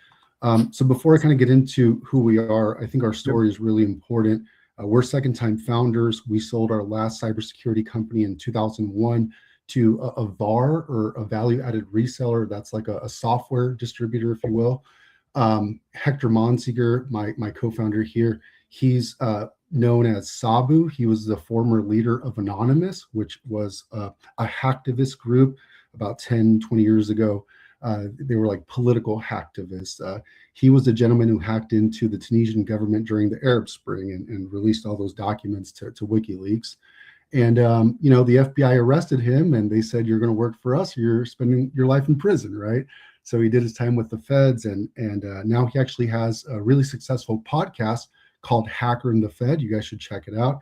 It's with Chris Tarbell, the FBI agent who arrested him. And it's the same FBI agent who brought down the Silk Road. He's been on Lex Friedman and a few other podcasts. So we are definitely cybersecurity industry veterans. This isn't our first rodeo. We just sold our last business. So what is it that we're trying to do? Well, major breaches are happening all the time, especially now that we're really in a cyber war with Iran and some of their allies. Every day there's more and more breaches, and it really doesn't matter how many tools you have in place. If you're not taking a proactive stance to your security, testing and checking to make sure that everything's working correctly, you're going to get popped. And so, how are CISOs, or chief information security officers, struggling with all of this? There's a lot of noise. Budgets are really tight. AI is really accelerating risk, right? And it's creating new attack surface for organizations of all sizes. And so how do you manage all of that in one window? How do you have a CRM or some sort of a tool that gives you visibility into all the ways that you could possibly be breached? And that's what we've solved here at SafeHill with our platform, Secure IQ. So what we try to do is we bring in information from all your existing tool stacks. So we orchestrate, but we also validate that the tools are working correctly, that there aren't any exposures that you're unaware of. Like, let's say, a misconfiguration in your email security controls or in your EDR for your endpoint protection. A lot of times customers are paying every month for these tools, unaware if they're actually set up correctly or if they're working right. So we help you identify that with our platform. But more specifically, recently, we've had a lot of success with vibe coding. And so what's this idea here? The idea is that if you're a developer at an organization, you've been tasked to build, ship more product faster, right? And so folks are using different models to create code. But the issue is some of that code is vulnerable. It's not safe. There are attack paths or vulnerabilities within the code that's being generated. And a lot of the old enterprise tools like Veracode or Checkmark don't get you all the way there. They don't validate if the findings are false positives. They don't identify attack paths, right? They may identify a vulnerability, but it's when you string a few vulnerabilities together that creates an attack path for hackers. That's what our product does. And it does it with a dual agent architecture. One agent tests your environment or the code, and another agent validates or QAs that the first agent did the work correctly. And so we've had some pretty successful benchmarks that we've hit with our product. Specifically, we've been able to benchmark against Expo and beat them, which is a Sequoia-backed business, almost $120 million in funding. And we're now benchmarking closer to Anthropic and their Shannon Light open source product. So the idea, again, is you have one unified window that looks at all possible threat exposure, attack paths, whether that's through your code, cloud security, social engineering of your employees, but that this happens on a continuous basis, right? And so that's the product that we've been delivering to our clients. It's a big TAM. This number's actually changed. It's closer now to $200 billion. And that's because application security makes a huge part of it. And so if you can be part of the developer's workflow and incorporate what you're doing from a security perspective into their workflow, it just makes it stickier and it broadens the market. How is it that we make money? So, we're a SaaS company, right? So we have three basic subscription models. The first being the most basic, which is your threat exposure management system. The middle option is more involved with internal network and cloud configurations and that sort of thing. And then our dev option, which is the most popular option today, it's what we're selling the most of. That's where you're able to test your code in real time, your cloud environments, your apps, APIs, etc. And what's interesting about how we test code is we're doing it right out of your GitHub repository. So you're never sending us code. We're not sending code out to Anthropic. We have our own model that we're building in-house off of the Quinn open source model. So that's a big sticking point for our customers, that we're not sending data out to these large OEMs. And because we use our own hardware, we recently got into NVIDIA's Inception program or whatever it's called. They hooked us up with a bunch of hardware, a bunch of software, and that's really allowed our models to hit these big benchmarks against some of the big OEMs. This is all that matters. Everything else is just nonsense, right? So we've been around for almost 3 years, but the product didn't launch until January of last year, so January 2025. So we're about 17 months in. And since then, we've done 2.1 in total bookings, and that's because we have several multi-year contracts, 24-month, 36-month contracts. We're up to 700K ARR. That's changing this month. We're going to be at 850,000 ARR. We're about to close another contract this week, hopefully, or next week. Our average, contract value is 63,000 per year. So we really know how to sell into our customers. And I think that's our experience as previous founders and having customers that trust us in other incarnations. That's really helped us with this business. Bring this to a close, Mike. Say again? Bring this to a close. Yep. So customers love what we're doing. Lots of traction with our customers. We have a freemium model that's going to help us put Helix, this product that I talked about, free in the next quarter. I believe we're going to be at 1.5 ARR by the end of the year, our first year really since we launched. And we're raising $5 million as part of our seed round. We just closed 2.6 in our pre-seed last year, and that was led by Mucker Capital, Chingona, and Techstars. All right, guys. All right, perfect. Well, thanks for the presentation. Sean, any questions or comments? Yeah, great presentation. You guys clearly have the right team for this job. So that's great that you guys are multi-time founders and you have, one of the best and well-known hackers on your side who also has distribution through his podcast. I guess kind of more where I'm getting at, it's, cybersecurity is obviously a massive category. Is this essentially kind of just meant to combat sort of like what the Mythos vulnerability showed, which is just like, all right, we just ingested everybody's code in one screen.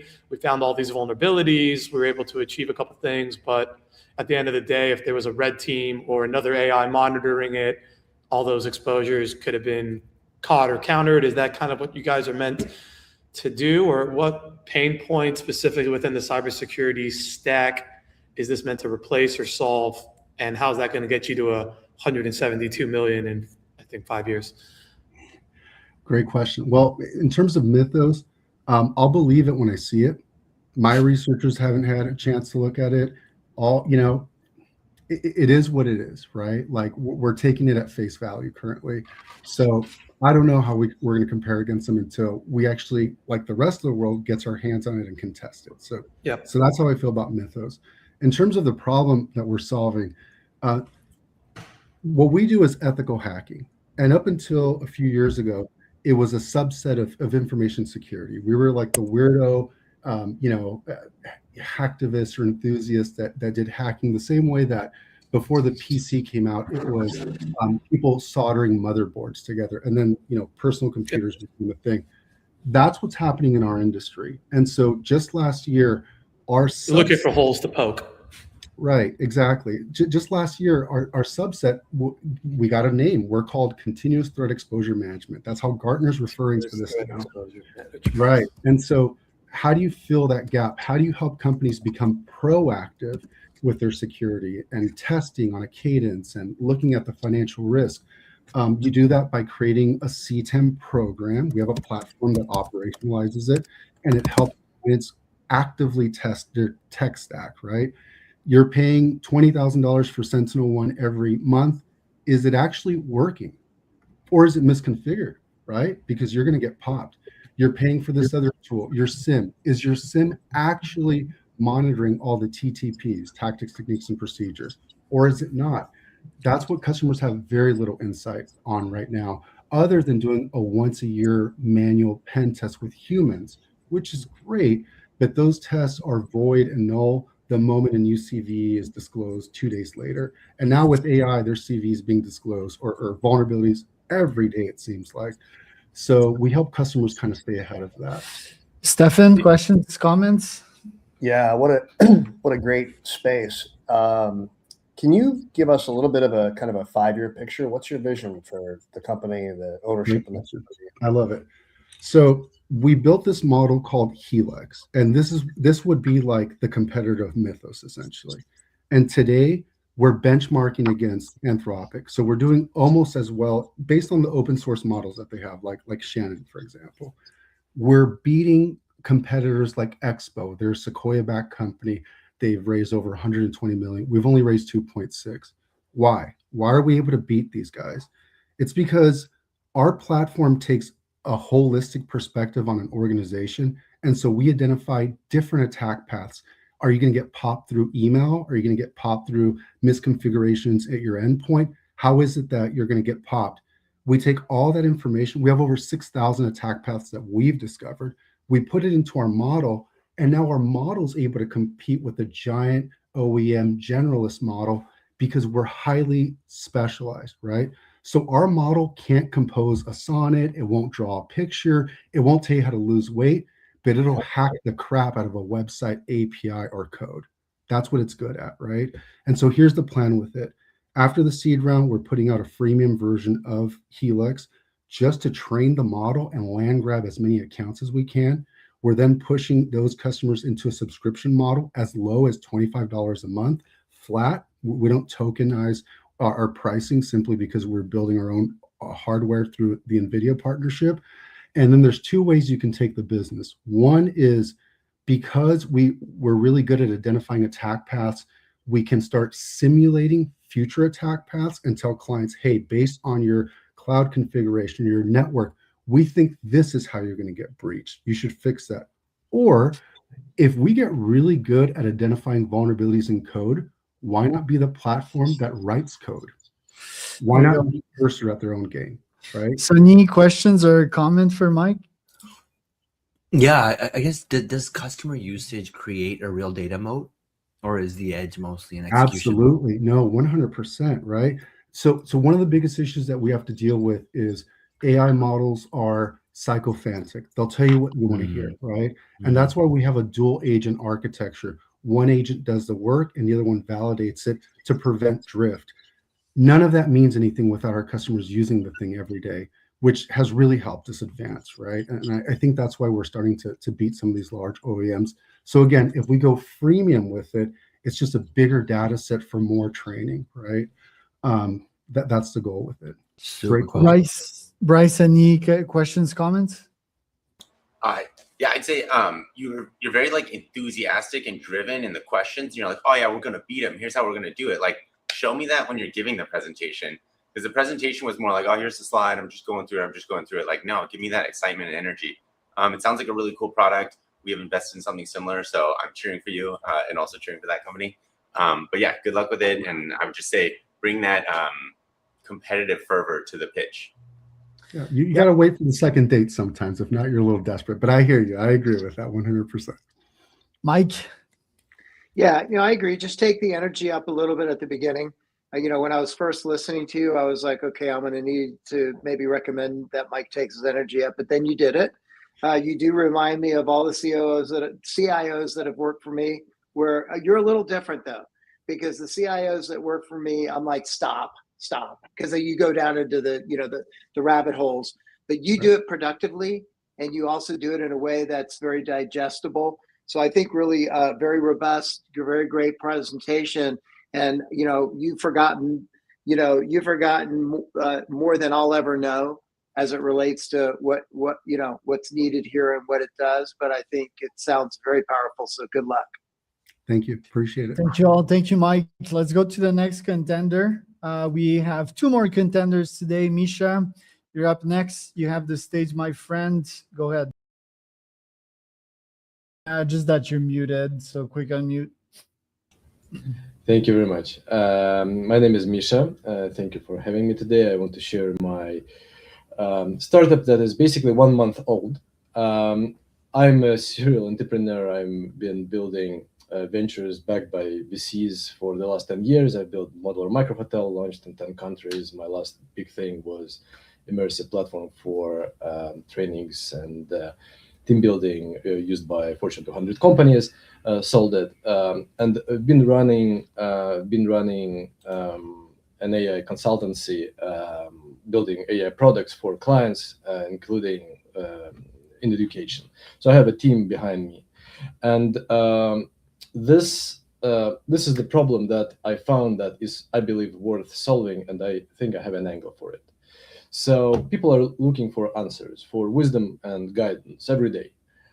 2 billion of people, about 2 billion, found that in Christianity, in Bible, in sermons, in all the commentary, in the wisdom of the book, of the word.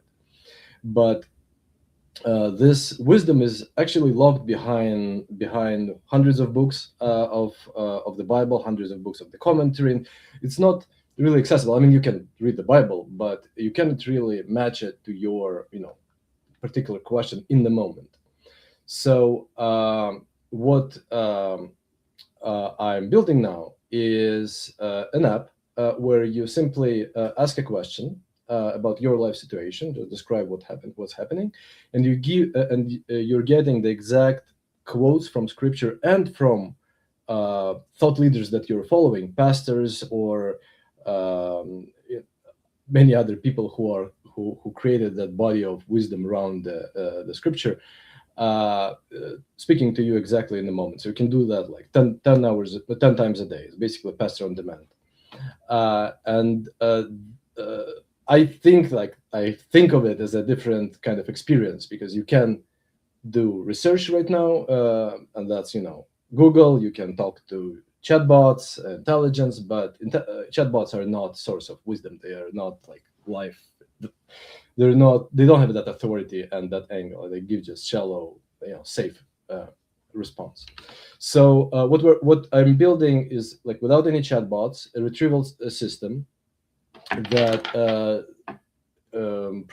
pre-processing all the text, looks by meaning, not by keywords, and with a huge focus on actually not on just Bible text, but on comments of people that are followed of pastors.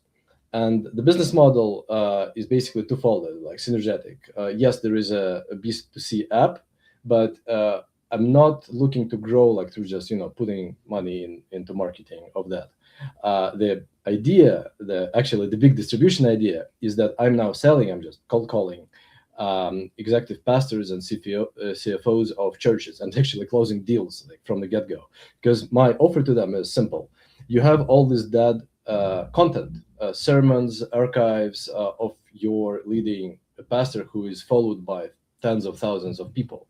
We're taking that for free. We're putting that in the app, white labeling it, or creating your dedicated branded section in our app, and you get a new way to engage your followers, new revenue source, new donation source, etc. So they are like all into that, and that's basically the flywheel of how we grow.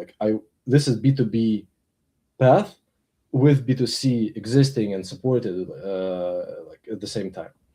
And basically, the most important thing here, actually, like one of the key features here, is denomination specific. So all our competitors, they do just generic Bible, search, or just generic Bible, retrieval. But Christianity is 45,000 different denominations that are very particular in their differences.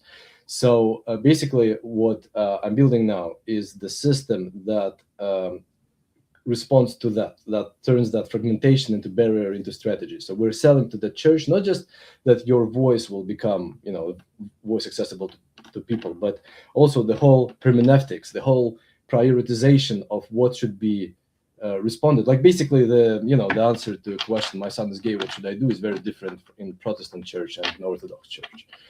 So responding to that. And this is, this is like comparing to the competition. I want to rush through.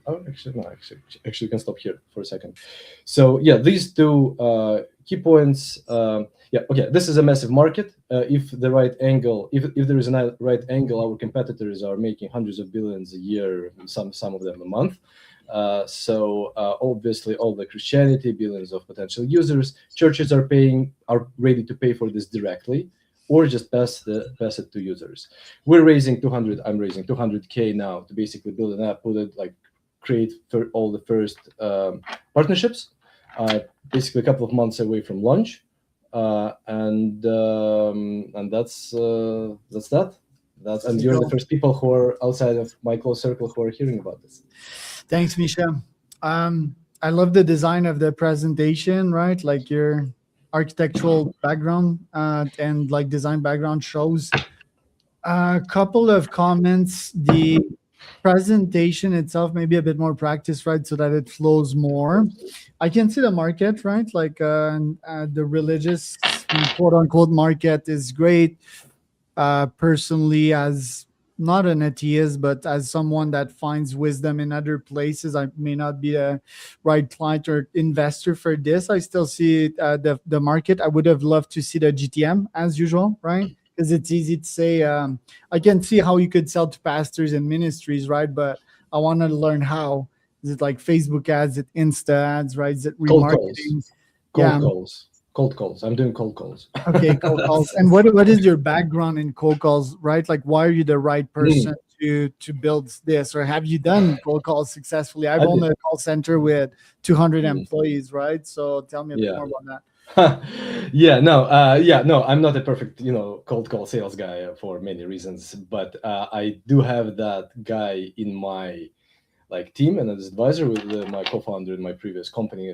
Started a company called Connect and Sell, and basically is a genius in that and training me on that. I'm just pushing through the first barrier of first partnerships, and I'm selling by being very open of where we are, but they like it so much that we're still moving forward. But obviously, I'm not the ultimate salesman for this. Yeah, why you're the right guy building this would have been fun, right? Like, where did you get the idea from? Maybe a little slide indicating that these types of apps are just going up, right? And it's definitely going up nowadays. So, Sean, any questions or feedback from Misha? Listen, I think anytime you're building anything in AI software, the name of the game is going to be defensibility. And if I'm just being honest, I feel you can probably prompt any of the leading LLMs to reference Bible and a handful of spiritual figures of your choosing.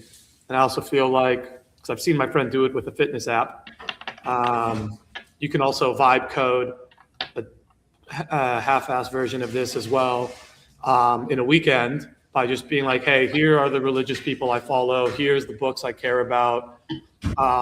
Anytime I ask you a question, these are who you're going to reference. But that's just my 2 cents on it. It did get me thinking what could actually be interesting and profitable is if you create your own AI sort of spiritual guide, reverend persona, brand yourself as a church, and now you have a tax-free business. And you can create a kind of persona that's virtual first in an AI world, and spread your gospel to the world. But again, yeah, mega churches are really profitable. Churches and religion is it's a great business. I hear. Yeah, but I can answer to this real quick, because the defensibility is in the content. We take that content that is not available, that is not indexed, that is not in the ChatGPT of that pastor of that megachurch, and cater that content to their congregation. A white label is a good angle. White labeling it is a good angle, and then selling into the reverends who already have a big brand, who already have distribution, so that they can do their own AI persona. But then there's also apps where you upload some of people's writings and a couple YouTube videos, and it creates the fake persona of them as well. Yes. Sunny, questions, comments for Misha? Yeah, just maybe a comment and then a question. So it's funny because the AI usually claims to have all the answers.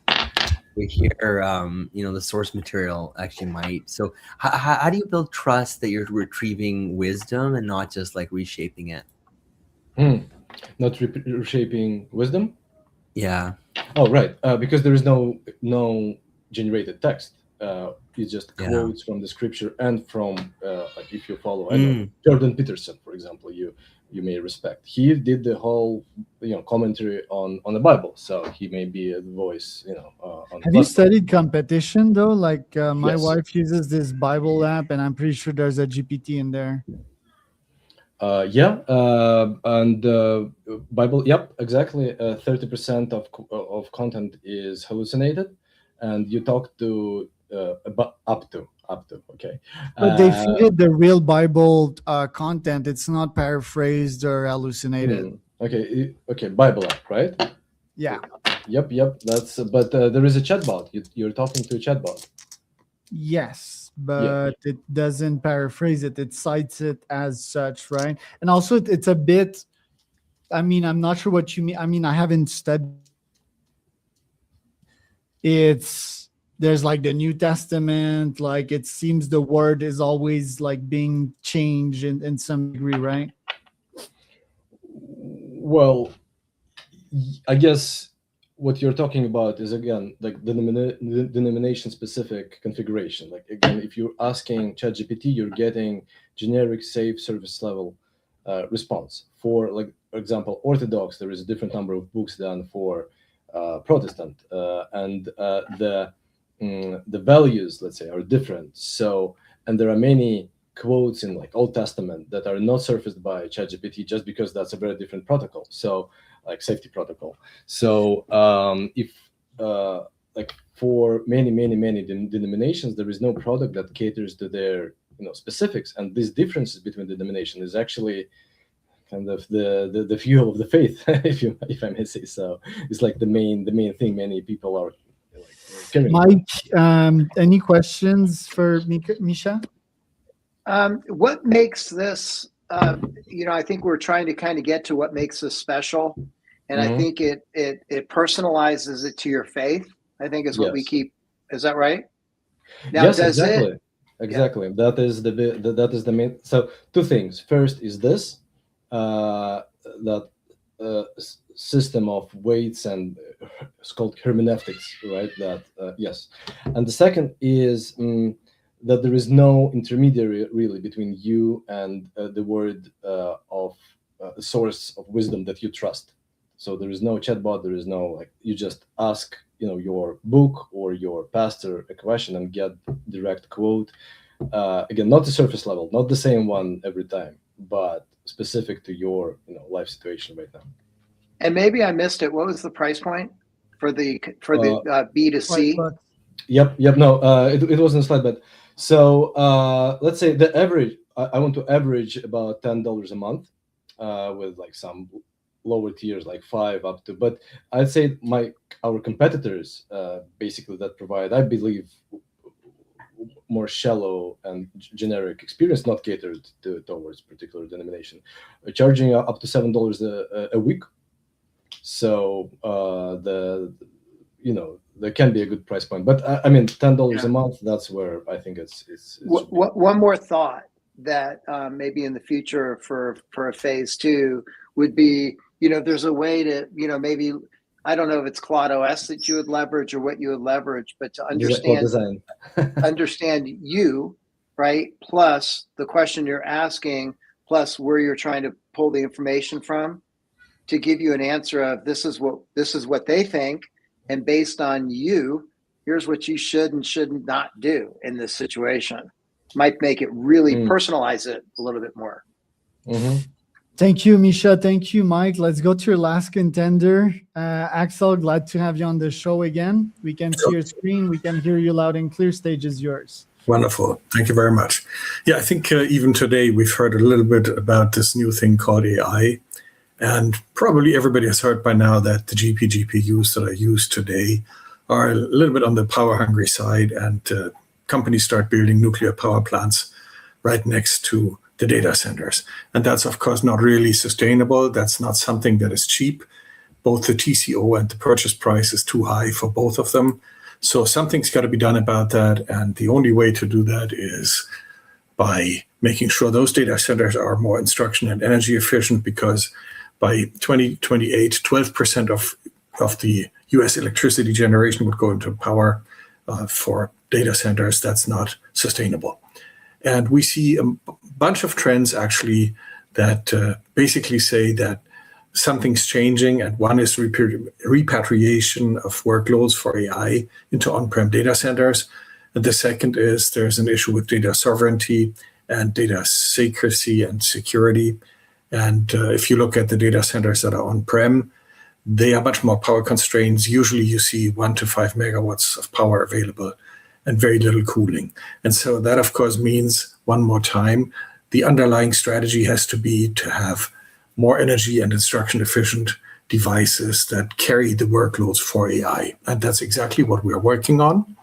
And those are the things that I believe are going to make sure that AI can be used in the future, because the demand isn't going to go down. As we've seen every single time, once we started having the internet, the demand for compute keeps just going up and never ever down. And so as a result, we need to do something that makes AI more digestible for applications that are both in the back end, which we are not targeting at this point in time, and the greenfield opportunities for on-prem data centers and what is commonly called the smart carrier edge. And that's, if you include some of the bigger data centers at the smart carrier edge, they go from 1 to 15 megawatts. So that's a little bit more than the data centers that are on-prem for small to medium-sized companies.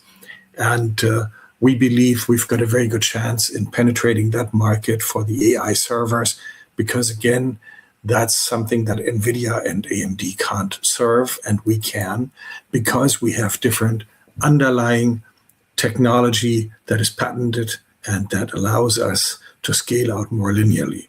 We're a fabless semiconductor company, meaning we're asset light. We don't have a fab. Our fab is TSMC, like AMD and like NVIDIA.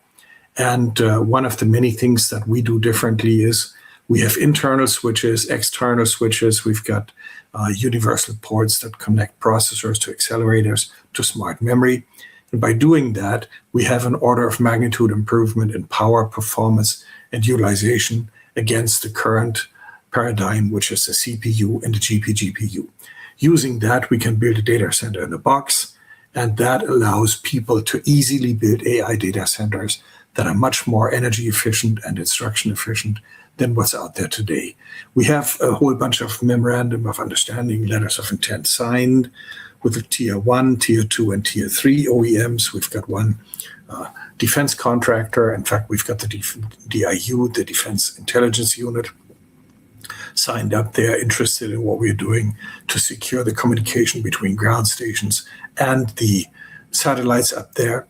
And we're, at this point in time, based in San Jose with an office. We have another office in Germany, so we're global. And we have all the connections to the server makers that are all in Taiwan. And we're going to use those to make sure that we have access to those that actually make the servers that house our chips. The benefit is directly clear if you look at this today. So you got a GPU connected to the CPU. If the two GPUs want to talk to each other, they have to do that through the CPU and therefore high latency. We have direct interconnects at much higher bandwidth and much lower latency between all of our chips, and they're basically Lego-like. You can effectively exchange one for another type, and they still will play together. If you have a look at current data centers, we can save over the life of them for about 3 years. We can save $1.5 billion in electric power alone, but there's much more to it, and I don't have the time to go into all of that. But in the end, we've got a commercial pipeline here. You can see WWT, Silverdraft, Micron, Elytra, and a whole bunch more. I can go through all of that in more detail if required. But, well, why now? Because data centers are coming up that won't be able to be powered up, therefore not deliver anything performance-wise to the AI. And they will have to wait until power is available, even if they have power delivery agreements in place today. I've got the experience. I've done many, many times serial entrepreneurs, about 40 patents granted. If you look at the team is very experienced. It's augmenting what I don't do. They do better. And in total, we've got about 60 patents, more than 10 startup exits, and global presence. And comparison to NVIDIA, Grok, Cerebras, TensTorrent, we come up on top in every single comparison. We're going to be there in about 21 months with a prototype. We're looking for 30 million in our Series A. And most of the money goes, of course, to R&D, to personnel, and to the office. And considering where the industry is today, we believe that in 3 to 5 years, we'll be worth more than $600 million based on comps we have identified in the industry, and therefore will create a nice return on investment for all of the investors that chip in money today. Thank you very much. Thank you, Axel. Yeah, just to go through these slides quicker, I would have loved to see that slide here quicker or earlier in the deck at least, because it communicates quite a lot, right? Less than 100 watts and so forth. One question for you. What's your take on the Cerebras IPO? Fantastic. I mean, I know the Cerebras founders very well. They did something in engineering that nobody felt was possible, was doable, right? In fact, what they are doing is they make a chip that is as big as a wafer. And everybody told them you can't do it. And I love the fact that they said, screw that, we show you that it's doable, right? Now, is it a different architecture? No, it is just more engineering and, more, I wouldn't quite say more of the same, but it's a fantastic feat that they did. And I don't want to diminish that. However, it's not a different architecture. We have a different architecture, which means the underlying foundation is different. So where they have a limit of scale out, we really don't have that scale out limit because we're adding something to the von Neumann and Harvard architectures that are prevailing today. We're adding something to that they didn't. So therefore, despite the fact that they had an incredible run with the engineering problems that they all solved, they still have the architectural issue where they foundationally and fundamentally can't get past the memory wall issue, and they can't get past the interprocessor communication wall issue, and we can. And that's the foundational difference. And that's patented. And so therefore, we are very well protected. In fact, we have a VC wanting to back us in case somebody's suing us. And that VC is only there to back us financially in case we need to sue somebody or somebody sues us with regards to this patent. Sunny, any questions or comments here? Yeah, I love what Axel's working on. This is crazy. Axel, I've been thinking about this over the last few weeks, right? So if your edge is direct chip-to-chip communication, what workload best shows the gain, from removing the CPU as bottleneck? Mm-hmm. Right. So it's the interconnection, not only chip to chip, but also all of the cores on the chip, right? So let's say you've got a very large matrix, because if you look at high performance compute and AI, it literally is all matrix mult, right? And so these matrices are incredibly big, and they are bigger than you can squeeze into a single chip. So what now has to happen is that every single compute element has to be able to talk to each other compute element, because remember, matrix mult is row by column, right? And so therefore, it's mathematically is borderline trivial, but you have to have the access to all of the other data points that are possibly in other chips. And so what's important is the on-chip and the across-chip communication has to be at the lowest possible level of latency. And that's what we are doing. So effectively, what we are doing is we tile the chips as if they were Legos, and you can even interchange them, which is what makes us applicable not only for the training or the inference, but also when you combine both in agentic AI, because agentic AI combines both. Well, it's more than just the training and the inference, right? But you've got a bigger problem of data flow control and then the math itself. And we can do that because our chips have all the same pin out. And therefore, as I said with Legos, you can combine them and put them together as if they were Legos. And that is our foundational advantage. And it's a fundamental advantage. It's architectural. It has nothing to do with the engineering in it. Mike, questions, comments to close the show off? You're muted, so I wish you would unmute yourself to hear your clap. Thank you. I did that. First of all, thank you. Very, very well done. Thank you. I would just say two things. I would say one, I would suggest, and again, it's just a suggestion, but I'd wear an Oxford. It's not, you're asking for $30 million. So I would just, just a small thing. And I think, keeping as crisp as you can. If there's ways to use a few less words to be more crisp, I think you did an amazing job. I think what you have is absolute. I mean, you're sitting on a gold mine. I was surprised when you said 600 million.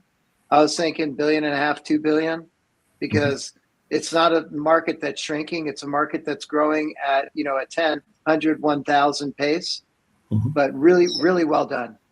Thank you. Hey guys, Axel, any closing remarks in a couple seconds? No, I think you're absolutely correct. We took a comparison of all the comps, right? And so the floor was 600 million. So that's why we took a floor of 600 million. That's why we did that. In fact, we just did that, right? I got an intern on board to just do everything and redo everything we have in our marketing and our pitch material, because all of the nuggets were somewhere else and distributed all over the place. And he has now consolidated all of that, right? And so, yes, would I like to use fewer words? Yes, I would. The problem is I first have to describe that we are not competing with NVIDIA, because if we say we competed with NVIDIA, everybody would say, you're out of your mind. You're mental, right? And I want to I get that. wouldn't think so. I think NVIDIA doesn't have a moat, actually. I'm one of these guys. Hey, guys, let's just we close the show off because it's already been like 2 hours and a half here, or almost. Let's go with our winner. Pick a winner here today. On my end, if I can start, I would go with Mike first. Mike, I like your presentation. Love what you guys are building, already raised funding, already having traction, right? Ilya, the first guy, because he's wild. He's like a Muay Thai fighter as well. And third one, I would pick, Dana's company, Dana Klein, because it's was a crisp presentation as well. And I love what she's doing here. Sunny, who did you like most for today? There's a bunch of them that I really like, but Axel, I love every time what he says. It's amazing. Mike, who did you like most today? Yeah, I think Axel and then Mike in that order. Axel, I think what you're doing, what you're sitting on top of, and the credibility of the way you presented it. Axel, you listened to many presentation. Who was your favorite today? Or did you not? I listened to all of them, and so the issue is I try to only judge what I'm capable of and what I'm an expert in. So most of the presentations are beyond what I understand. So I really have no understanding of any of the faith-based stuff or anything medical. And while I admire what's been done, I really can't judge it. So I really judge on the presentation. Then one quick tip: judge on presentation. Who did you like most today? If you're still here. I liked the presentation that was shorter than the allocated time. That was my favorite. That was Ilya. That was Ilya. So kudos to Ilya for that. Brent, any favorite of yours today from the ones you listened to? I did like Axel. There you go. Nisha, which presentation did you prefer?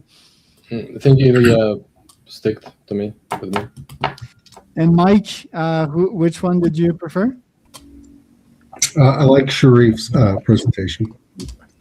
There you go. Well, guys, thanks for tuning in today for another Spark Thing. That was edition 8. Thanks to everyone that's been on today. People can find